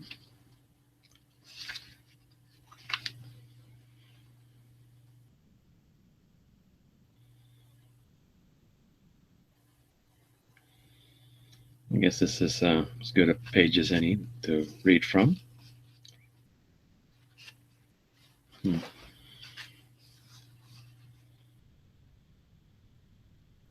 We might have to find another copy of this book. It's a little rough. This is the Warren Commission report on the assassination of President Kennedy. It's a concise compendium, so it's edited from the original material. This didn't get printed many times, though, so it's probably 1964. They only printed it during a very small amount of time.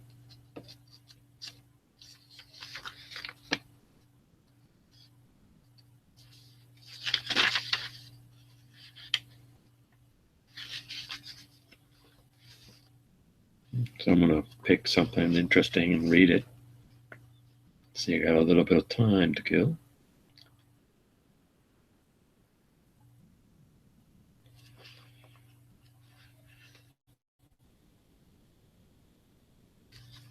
This is interesting. Well, let me read the little chapter before. The problem and the reasonable approach to its solution were amply stated in a memorandum prepared by FBI Director J. Edgar Hoover for the president soon after the assassination. This is J. Edgar Hoover after the presidential assassination. The degree of security that can be afforded the President of the United States is dependent to a considerable extent upon the degree of contact with the general public desired by the President. Absolute security is neither practical nor possible. An approach to complete security would require the President to operate in a sort of vacuum, isolated from the general public and behind impregnable barriers. His travel would be in secret. His public appearances would be behind bulletproof glass. A more practical approach necessitates compromise. Any travel, any contact with the general public involves a calculated risk on the part of the President and the men responsible for his protection.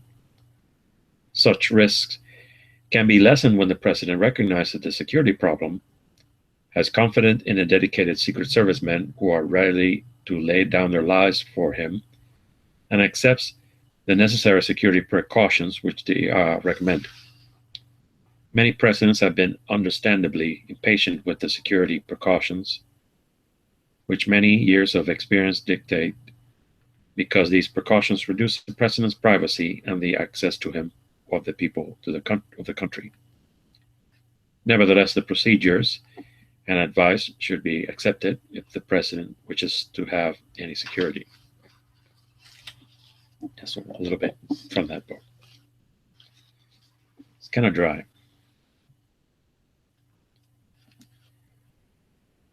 The next chapter is called Evaluation of Presidential Protection at the Time of the Assassination of President Kennedy.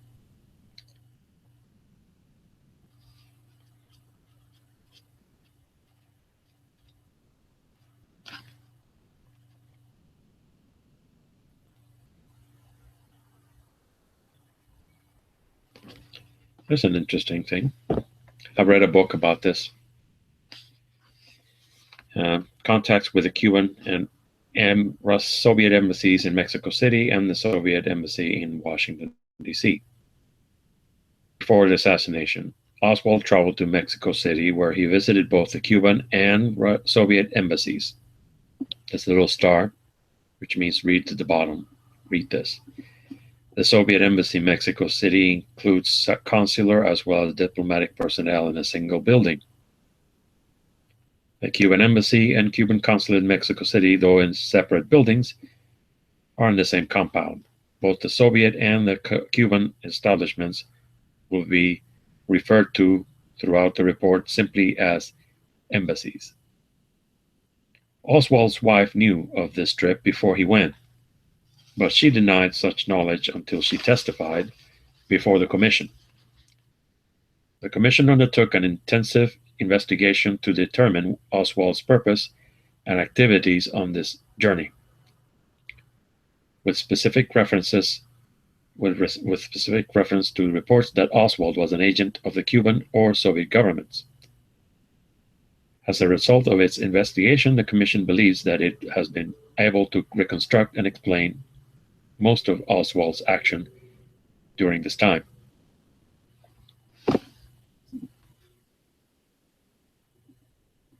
It's interesting stuff.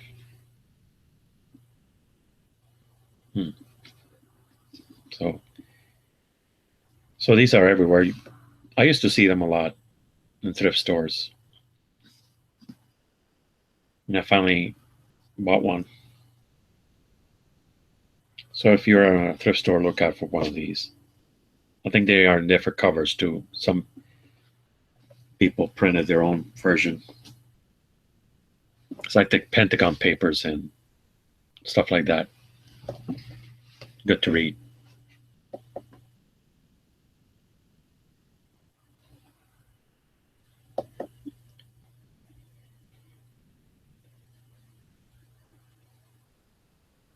I read a book about that trip to Mexico City. I don't remember what it was.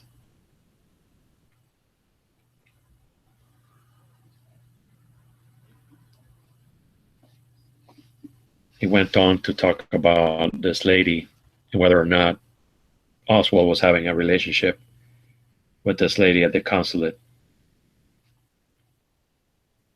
and what it could have mean to the assassination. What did Oswald want? I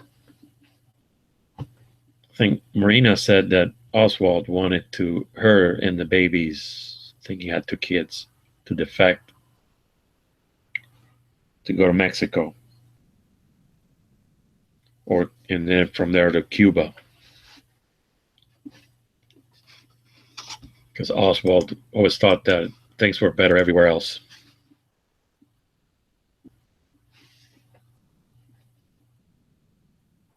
He wanted to be a big man. He wanted to do something big, to be remembered, to be a hero of communist or socialist labor.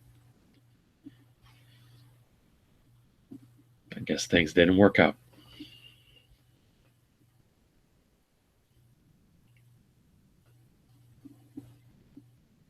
Did he act alone?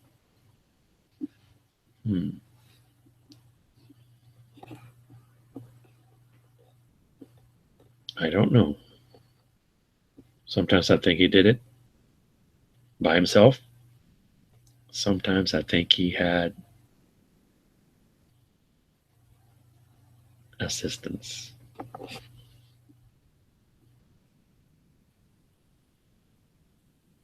Read Mortal Error. Mortal Error. It's a good book.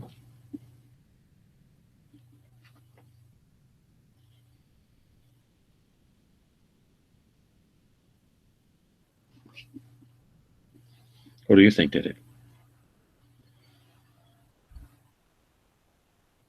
The man worked at that office, the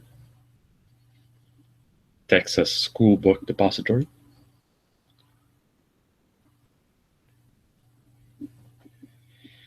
He brought his rifle to work. There was his rifle. Did anybody see him shoot? Were those fingerprints his? He shot a cop later that day, so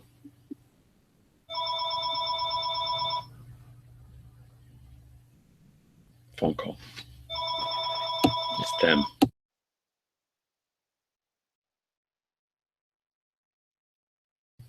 Somebody picked it up. Makes you think.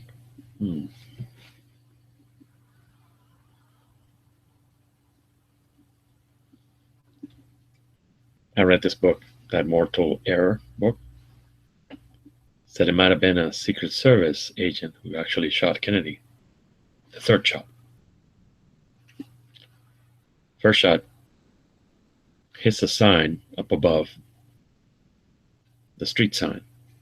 Ricochet hits James Tague under the overpass on the cheek. Everybody sees it on the ground, they think it's a firecracker. See a spark. Somebody saw a spark. Second shot, the magic bullet. Third shot, the shot to the head.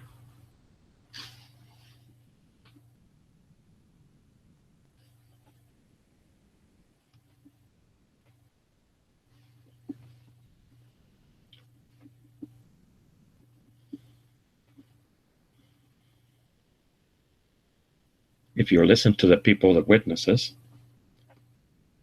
they claim that the second and third shot came almost on top of each other.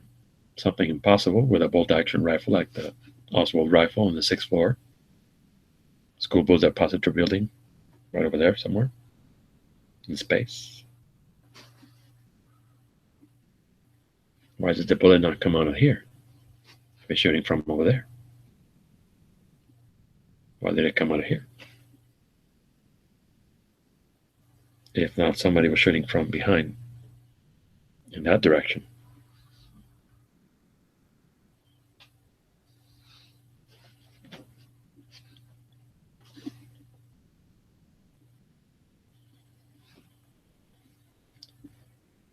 But we'll never know. Unless somebody talks, they're not going to do it.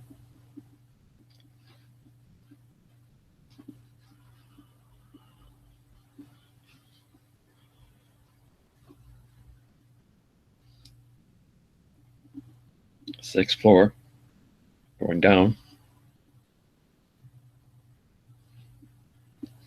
But bullets can do stuff that is strange. Look at the magic bullet.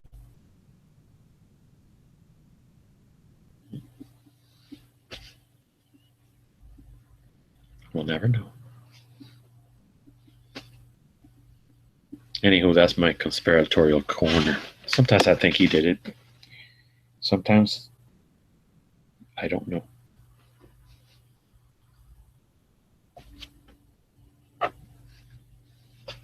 Could have been something like this.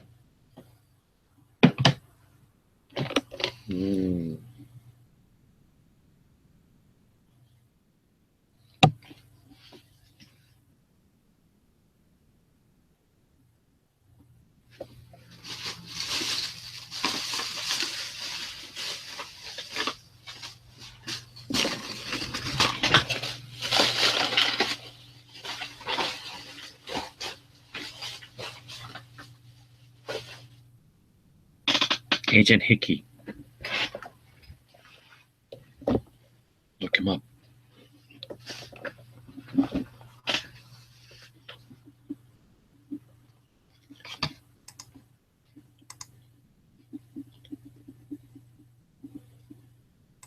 Doobie doobie doo.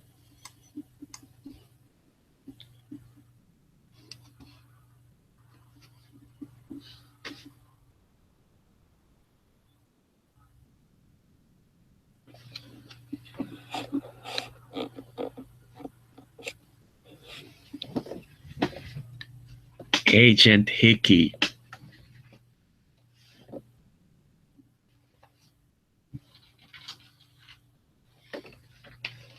I'm amazed somebody's actually listening, sorta.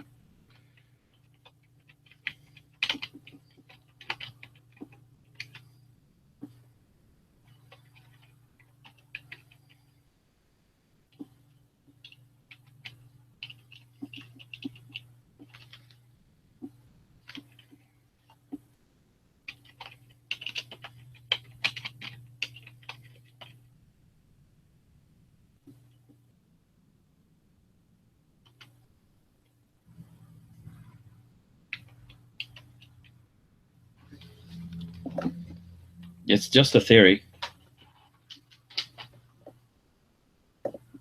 But sometimes I think it's right.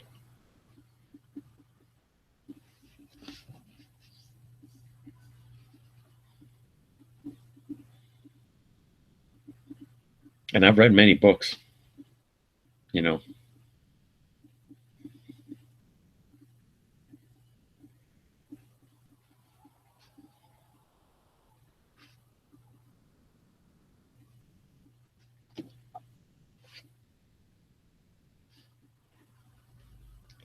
But there are many drawbacks to that theory.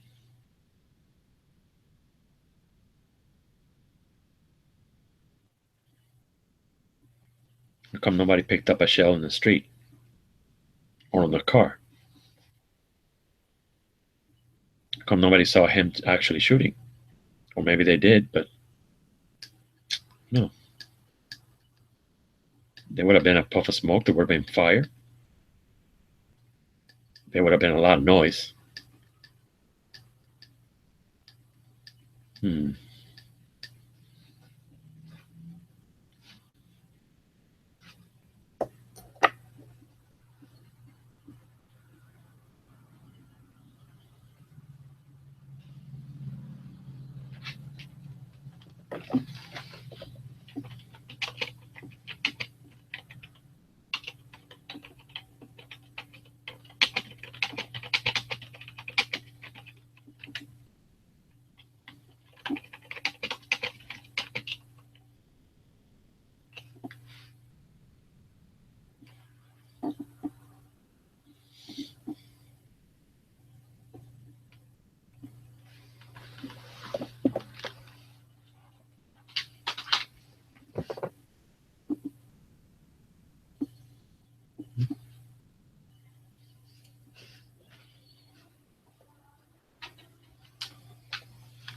Been remembering today.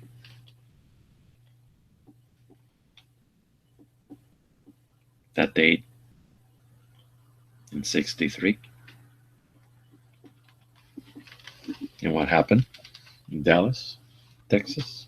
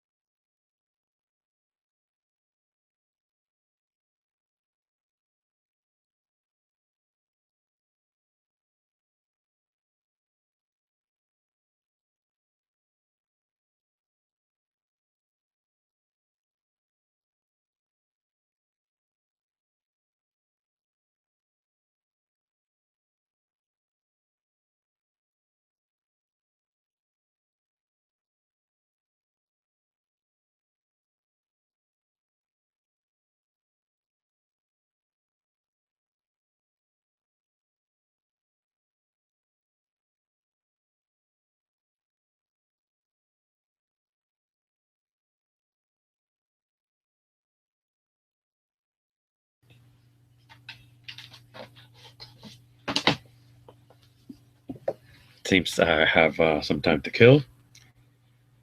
And those guys are not from Spain. I'm going to read some from this book here.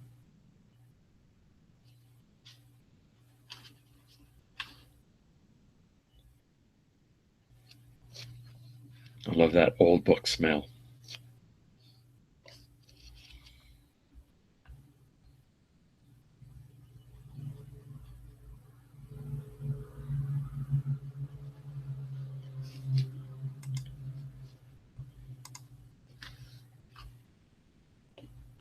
And it goes into the attack on General Walker.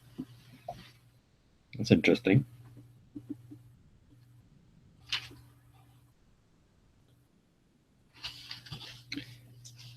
This is the, I don't know, there's a lot of interesting stuff here. That's one, including political activities. It's called Oswald's political activities after his return to the United States center around his interest in Cuba and in the Fair Play for Cuba Committee. Although, as indicated above, the Commission has been unable to find any credible evidence that he was involved in any conspiracy, his political activities do provide insight into certain aspects of Oswald's character and into his possible motivation for the assassination. While it appears that he may have distributed Fair Play for Cuba Committee materials on one uneventful occasion in Dallas sometime in the period of April 26 to 24, 1963, Oswald's first public identification with that cause was in New Orleans.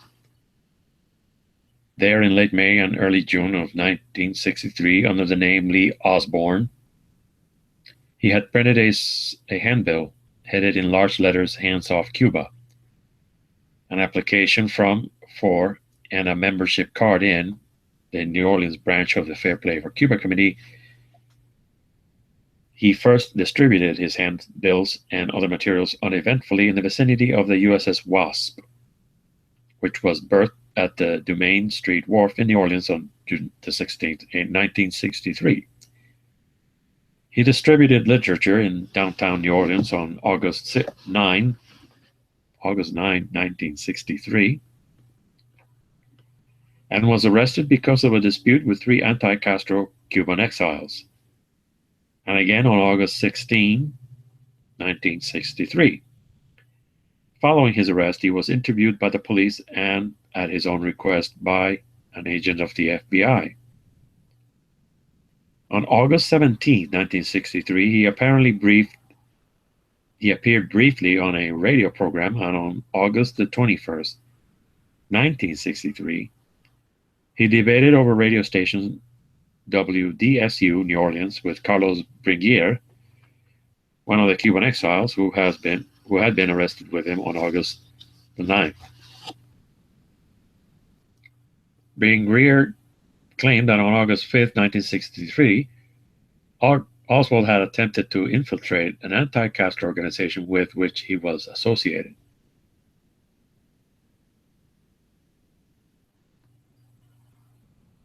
Good stuff. Interesting. This is August. And he went on to shoot President Kennedy in November.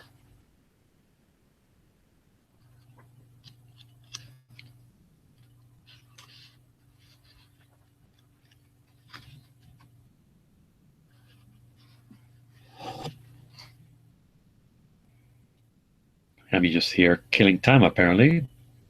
So, while Oswald publicly engaged in the activities described above, his organization was a product of his imagination. The imaginary president of the non-existent chapter was named A.J. Heidel, the name that Oswald used when he purchased the assassination weapon. Marina Oswald said she signed that name, apparently chosen because it rhymed with Fidel, to her husband's membership card in the New Orleans chapter. She testified that he threatened to beat her if she did not do so. The chapter had never been chartered by the National FPCC organization. It appears to have been a solitary operation on Oswald's part, in spite of his misstatements to the New Orleans police that it had 35 members, 5 of which were usually present at meetings, which were held once a month.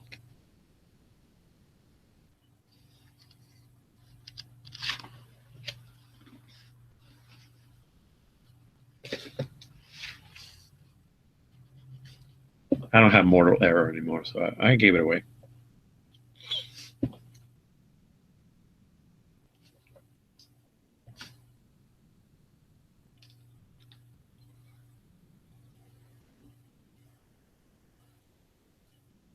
I do have 2 more books, though, I think. I'll be back.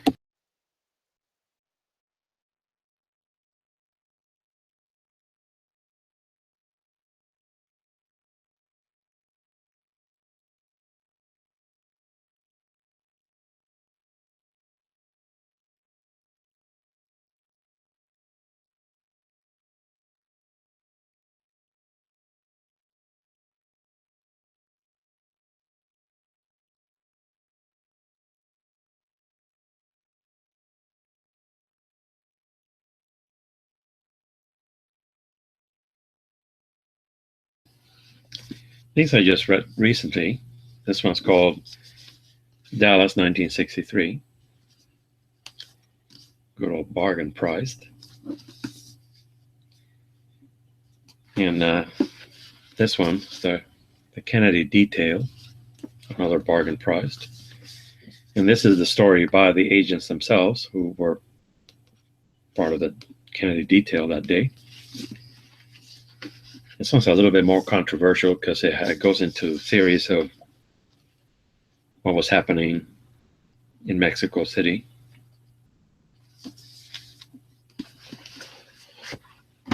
And what did the FBI know and when did they know it?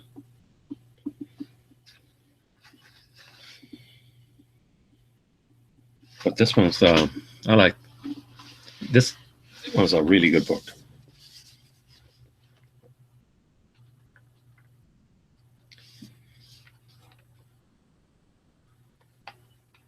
He goes into the whole event and the theories behind it. And what did the Secret Service thought of them?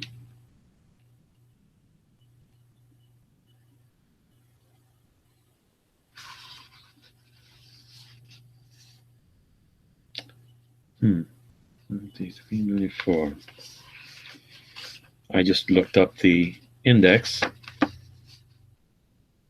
and the AR-15 rifle is mentioned in page 193 and 194, 196, 217, 228, 229, 350, and 354.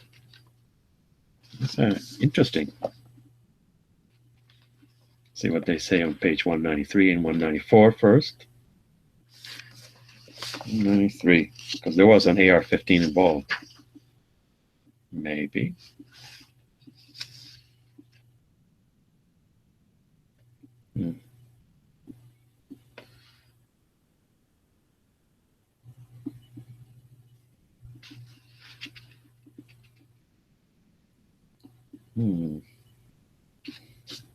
Yeah, Hickey was stationed at the AR-15.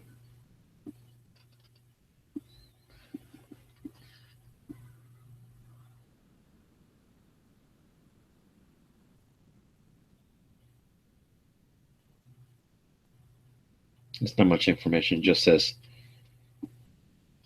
here we go. Hickey had filled in on the follow-up car in Tampa, but Ripka had never worked a follow-up car. Had never worked follow-up other than driving. Lawson had assigned Ripka to assist Don Lawson at Luckfield. And in the back seat of the follow-up car would be PRS agent Clint Bennett on the right and driver agent Hickey stationed at the AR-15.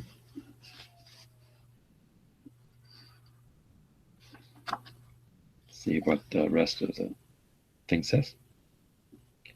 196.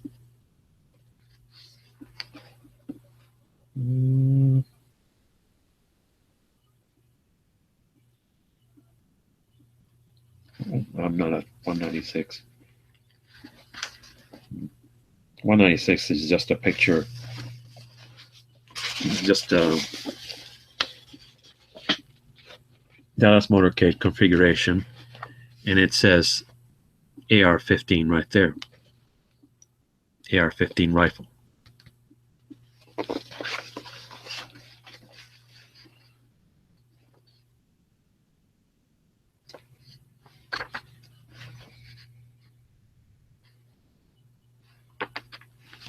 So what's the next one?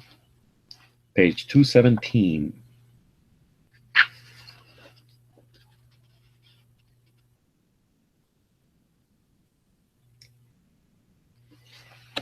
And there we go. Agent George Hickey, stationed at the AR-15 in his first presidential motorcade, had picked up the rifle as soon as he registered that shots were being fired and immediately pulled back the lever to eject a shell from the clip in the chamber. He was just about to lift himself off the seat when the fatal shot hit the president. As the motorcade sped towards the triple underpass, Hickey stood up, releasing the safety, and looked back desperately into the windows of the building behind him, searching for the assassin. I read somewhere, well, there's a documentary that says that the AR-15 that was there was already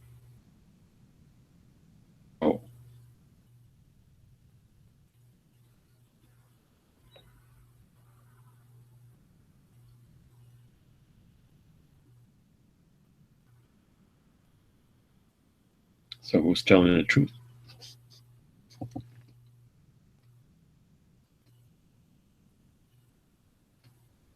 In Federal Error, it says that Agent Hickey, as the car slowed down, might have tripped and pressed the trigger as he stumbled.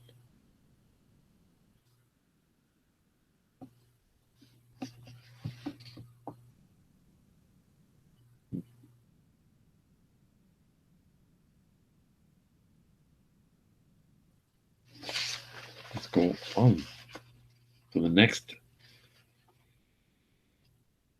mention of the gun, the rifle. This is from their book, 228. 228.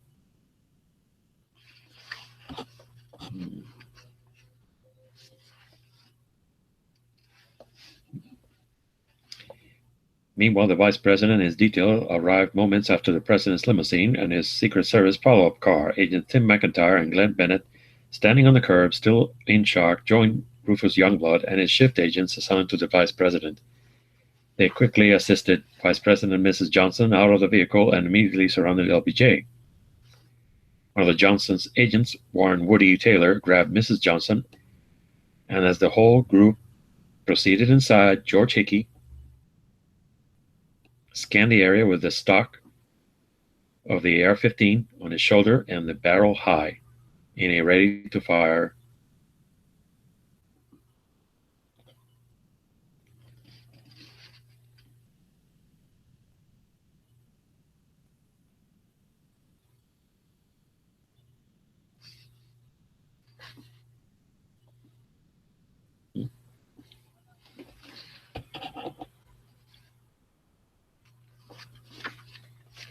That doesn't make sense, though. If the other guy saw him do it, you'd take the rifle away from the guy. I would.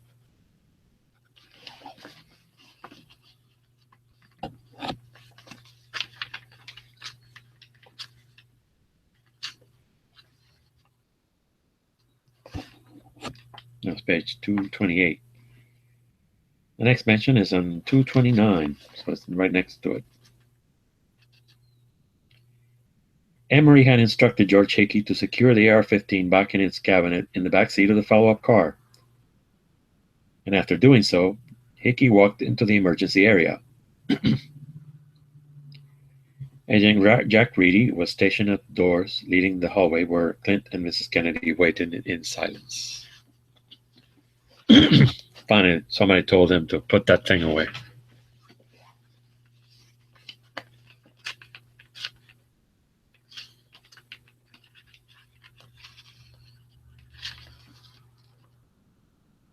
$350. I guess this is going to get into the whole conspiracy. I remember that they did talk a little bit about it. $350.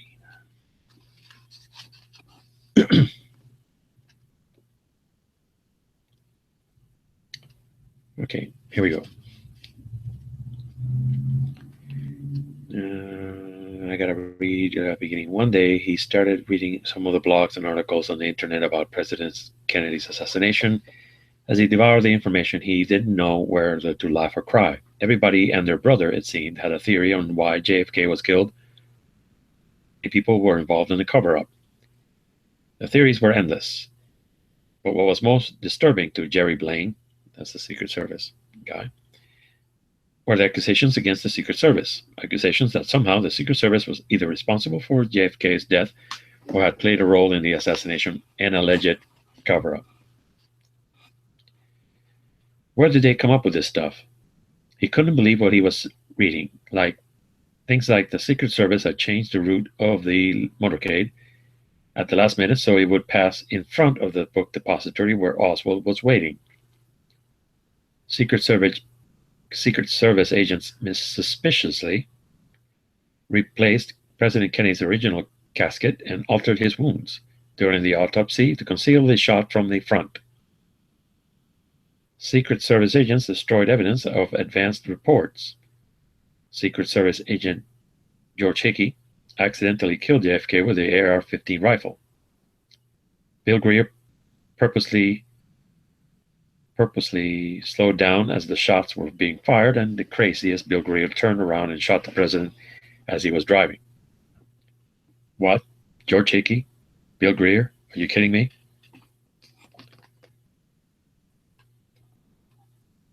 Anyway, that's what it says about the AR-15.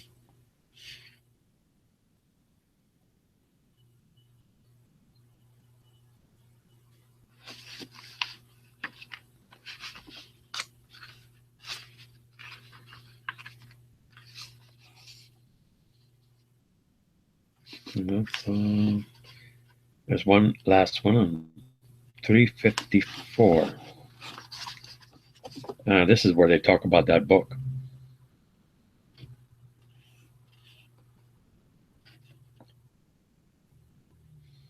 Another fact used as evidence of the Secret Service plot to have President Kennedy assassinated evolved from erroneous directions and drawings in the various Dallas newspapers. These publication errors, I don't think that's...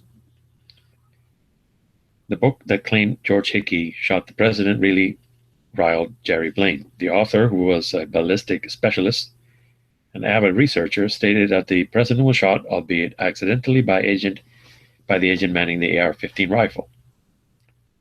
When the book came out in 1992, Hickey, of course, knew the claim was ridiculous, but he took no action. His wife was very ill, and he had no strength to file a lawsuit right away. Meanwhile, unbeknownst to Hickey, a television announcer named Gary Mack, KXAS Dallas Fort Worth affiliate, contacted the publisher of the book shortly after the release because he knew of a home movie of the assassination, the Charles Bronson film that showed Hickey was still seated in the backseat. See, I've seen that film. I don't think it's very good, but makes you think that he didn't do it.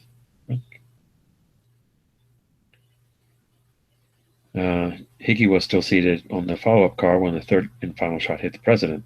This meant that Hickey would have had to fire through the windshield of the follow-up car. Additionally, the shot would have gone through between Kennedy O'Donnell and Dave Powers, JFK's two closest friends. The publisher and author had viewed the film, yet still the book remained in print. I couldn't believe it.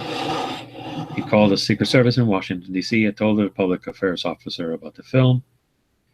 When the officer heard Mac's story, he said, "You have no idea how important your phone call is." Soon, Mac received a phone call from George Hickey's daughter, him from coming forward.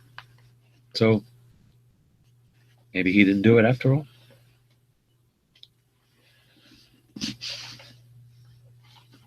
But the next film is awful too. So we'll never know. And that's the way it is. November 22nd, 2016.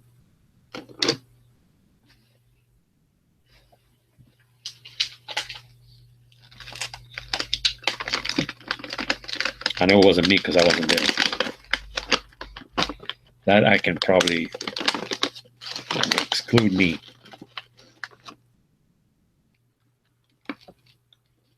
I'm not a time traveler.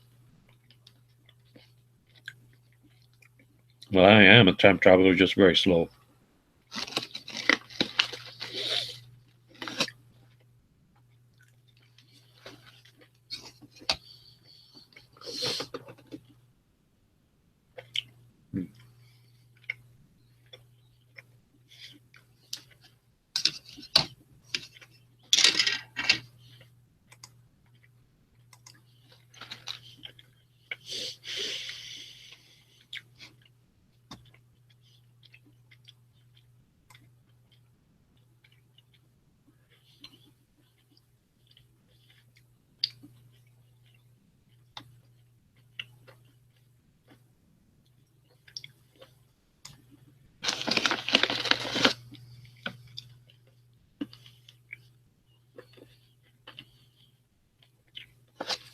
Hmm.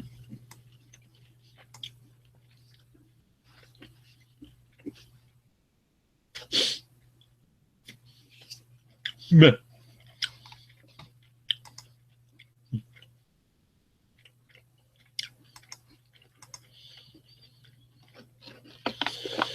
Hmm.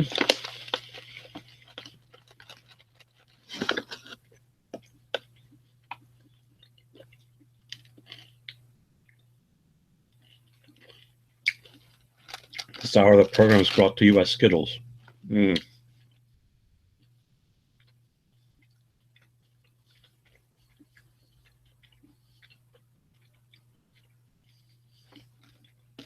I can eat the whole bag.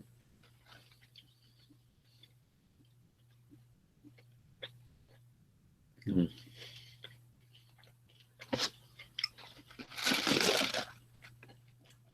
Did you notice they changed flavors?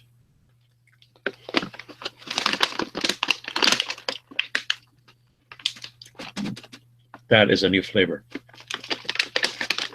Green apple. It used to be lime.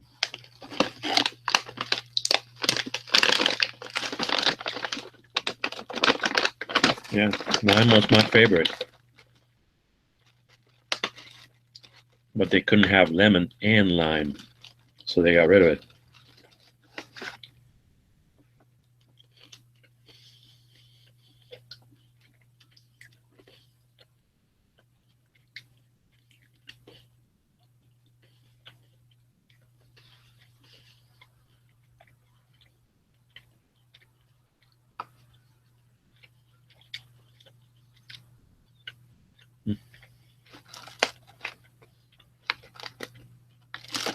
Mm.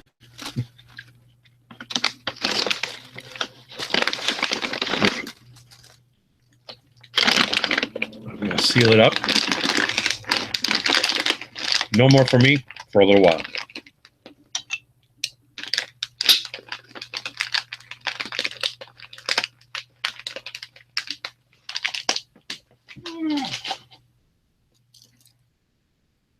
£2 of Skittles. My God. Mm.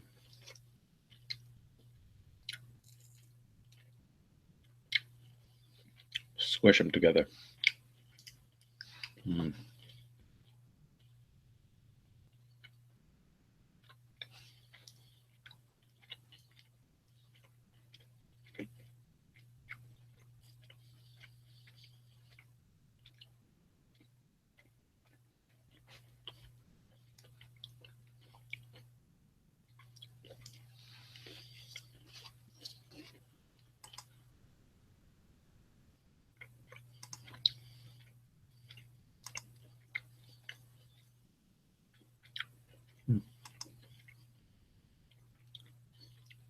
hit or miss is coming up at 9.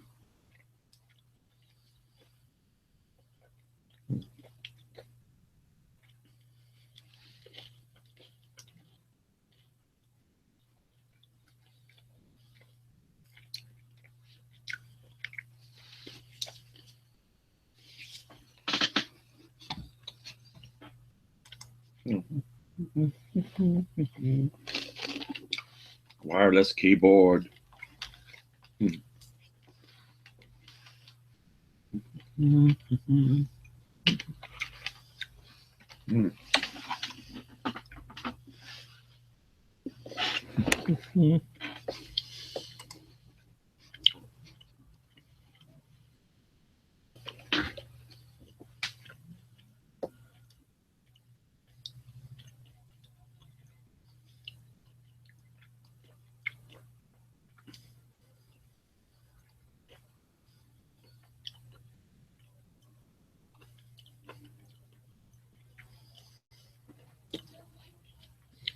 Anywho,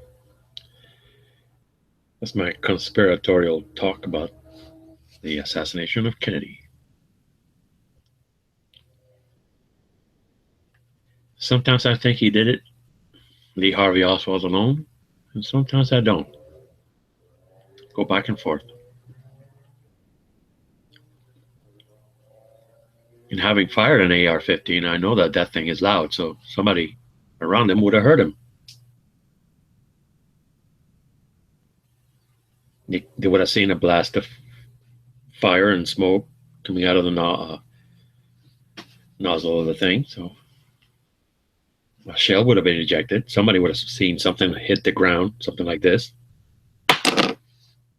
Somebody would have picked it up. It would have flown. Somebody would have gotten hit by it. So I don't know.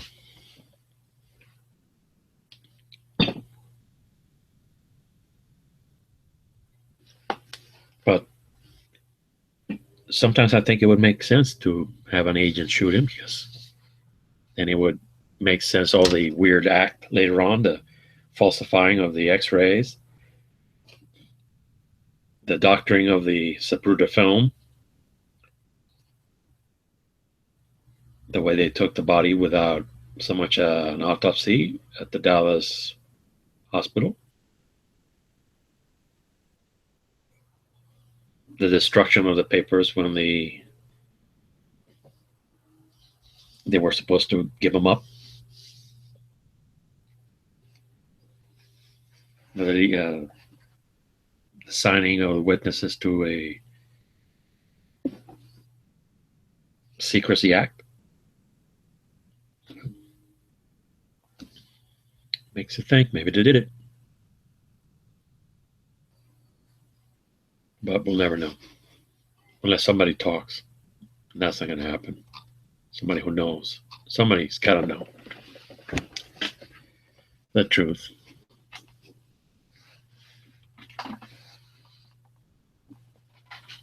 Well, I got to say, watch out for the Secret Service guys. Why do I have to watch out for Secret Service guys? Because they killed JFK.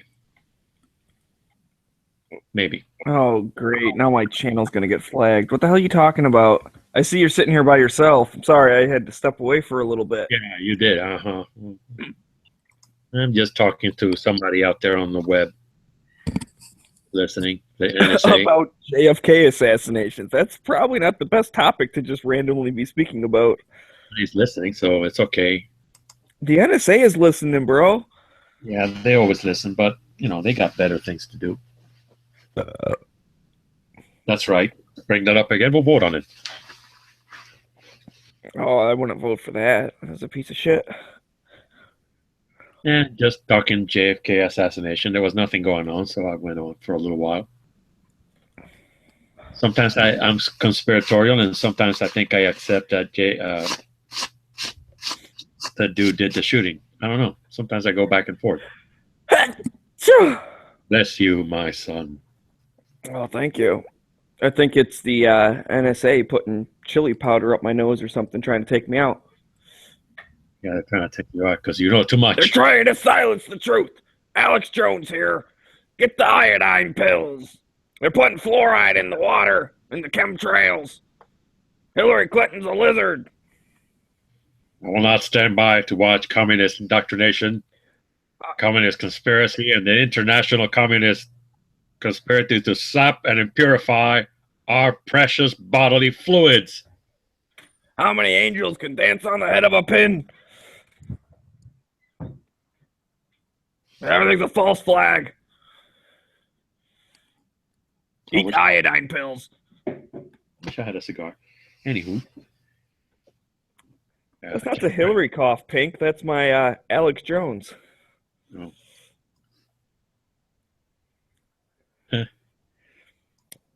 Anywho, I was reading from a book, a couple of books that I have, the latest ones that I read about the assassination and talking.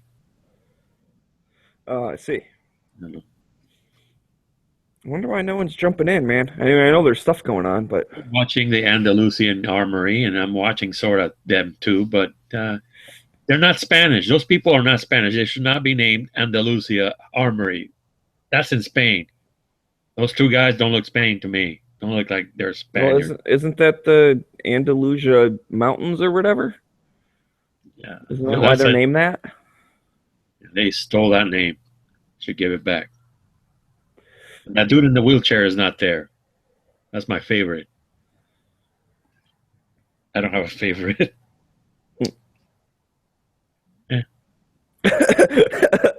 Yeah, Pink, maybe.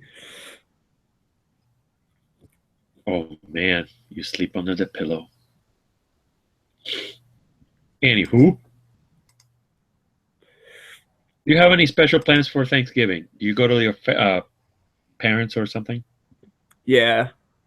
I'll just hang out with my parents. I don't know if my sister's coming over or not. Uh-huh. I have no idea. So it might just be the three of us. You get the whole weekend, the 4-day thing? Or do you have to go back to work?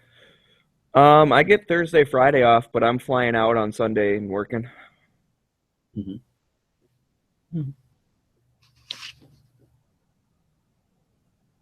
I get to spend the whole 4 days in Miami. Actually, Miami Gardens, the neighborhood. That's my Thanksgiving. When my grandma was alive, she would cook. But she never cooked the traditional turkey thing. I wanted a traditional turkey thing. She did the Spanish thing. I wanted the traditional turkey. What's a Spanish turkey like?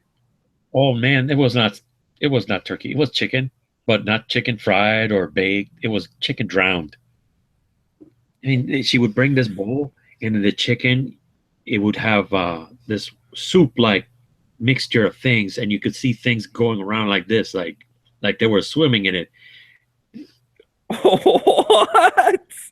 When you swirl the water and the chemicals or whatever food, it looks like a planet's surface, like with the rings. So she served you some type of scientific experiment. And I would look at her like, I came over here for that, for some a science experiment. I called it drowned chicken. I don't want any of that drowned chicken. It's sad. It's still kicking. You drown the chicken. Fry it, for God's sake. I wanted turkey. I wanted the traditional thing. So I didn't like it. Well, I cooked it for your father. I don't know why. You let him eat it. Don't let me eat the boiled chicken. I don't like. That's it. Yeah. I'm just happy I'm back to just doing one Thanksgiving. I always hated that, going over to the in-laws' house, and then you got to go to your parents, and then, my sister had people over at their place, and it's like, I can't do this. Like, you don't get to spend enough time with each one. Like, that's annoying. The worst was Christmas time, though. Holy shit. We had to go to 6 different Christmas parties, and 5 of them were her families, and I got one, for my side of the family. I like Christmas because I just like going to my nephew's. He's cool. I like my little nephew. I I just don't don't like like the- trying to plan all the shit out because like someone like their feelings get hurt if you come early or if you stay late or like whichever one. Like you got to pick one of them. You And we can't. had a thing worked out where like my mom's family was always Christmas Eve. My dad's family was always Christmas Day. So like when I was a kid, that's how we split it up. Like all the aunts and uncles and cousins and shit. Well then, you get a girlfriend or whatever. Okay, you go her parents one day, yours the next or whatever. And so we started like trading off where we would spend either Christmas Eve with my family or Christmas Day with my family, like every other year. And so then the other one we'd spend with her family. Except somehow she still got like her mom's side of the family, all the aunts and uncles and cousins, her dad's side of the family, all the uncles and cousins, just her parents with her sister came over. Like that was like normally in the morning, like for Christmas Day, like lunch or whatever, or brunch, whatever. And then her brother's kids would come over. And so it would be like us and her parents and her nieces and nephews.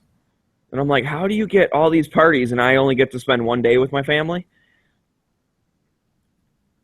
Wow. I visited a lady. I knew a lady. This a friend of mine from the church that we went to. Somehow we used to have chat rooms, and I knew this lady from Pennsylvania, and I went to visit her for Christmas. And what they did, there were 3 sisters, and each one would take a turn, and they would go to somewhere and have a party at this school where they have this pool. And these 3 sisters would get together. They would each buy everybody a present, and there were many. It was a big family, so everybody had a present, but it would only be like $1. So you would get like 3 presents, but each one would be like, it would be affordable. Right. See, we always just pulled names like with all the cousins because I have especially on my mom's side, I have a big family. And so we'd always like pull names sometime earlier in the year, and then each cousin would buy a present for like another cousin. And then sometimes like some aunts and uncles would give stuff out, or like my grandma always gave all the kids one thing, but some people always had more than others just because they did like other stuff. Like on my dad's side, my uncle was my godfather or whatever, so he would always get me something. I'd get him something. He's the one that goes hunting with us, so it was like a knife or like an orange hat or some type of camping thing or something. But I'm actually gonna drop out here and go jump over to Hit or Miss. Okay. Pink's lobby's up if anyone's still listening to this one. So I will see you later, man. Thanks for holding down the fort while I had some business to take care of. Hopefully the NSA doesn't pull the plug on our hangouts. The NSA is already listening. Hi, Frank. Hiya, Frank. How's the missus? All right, I'll see you guys.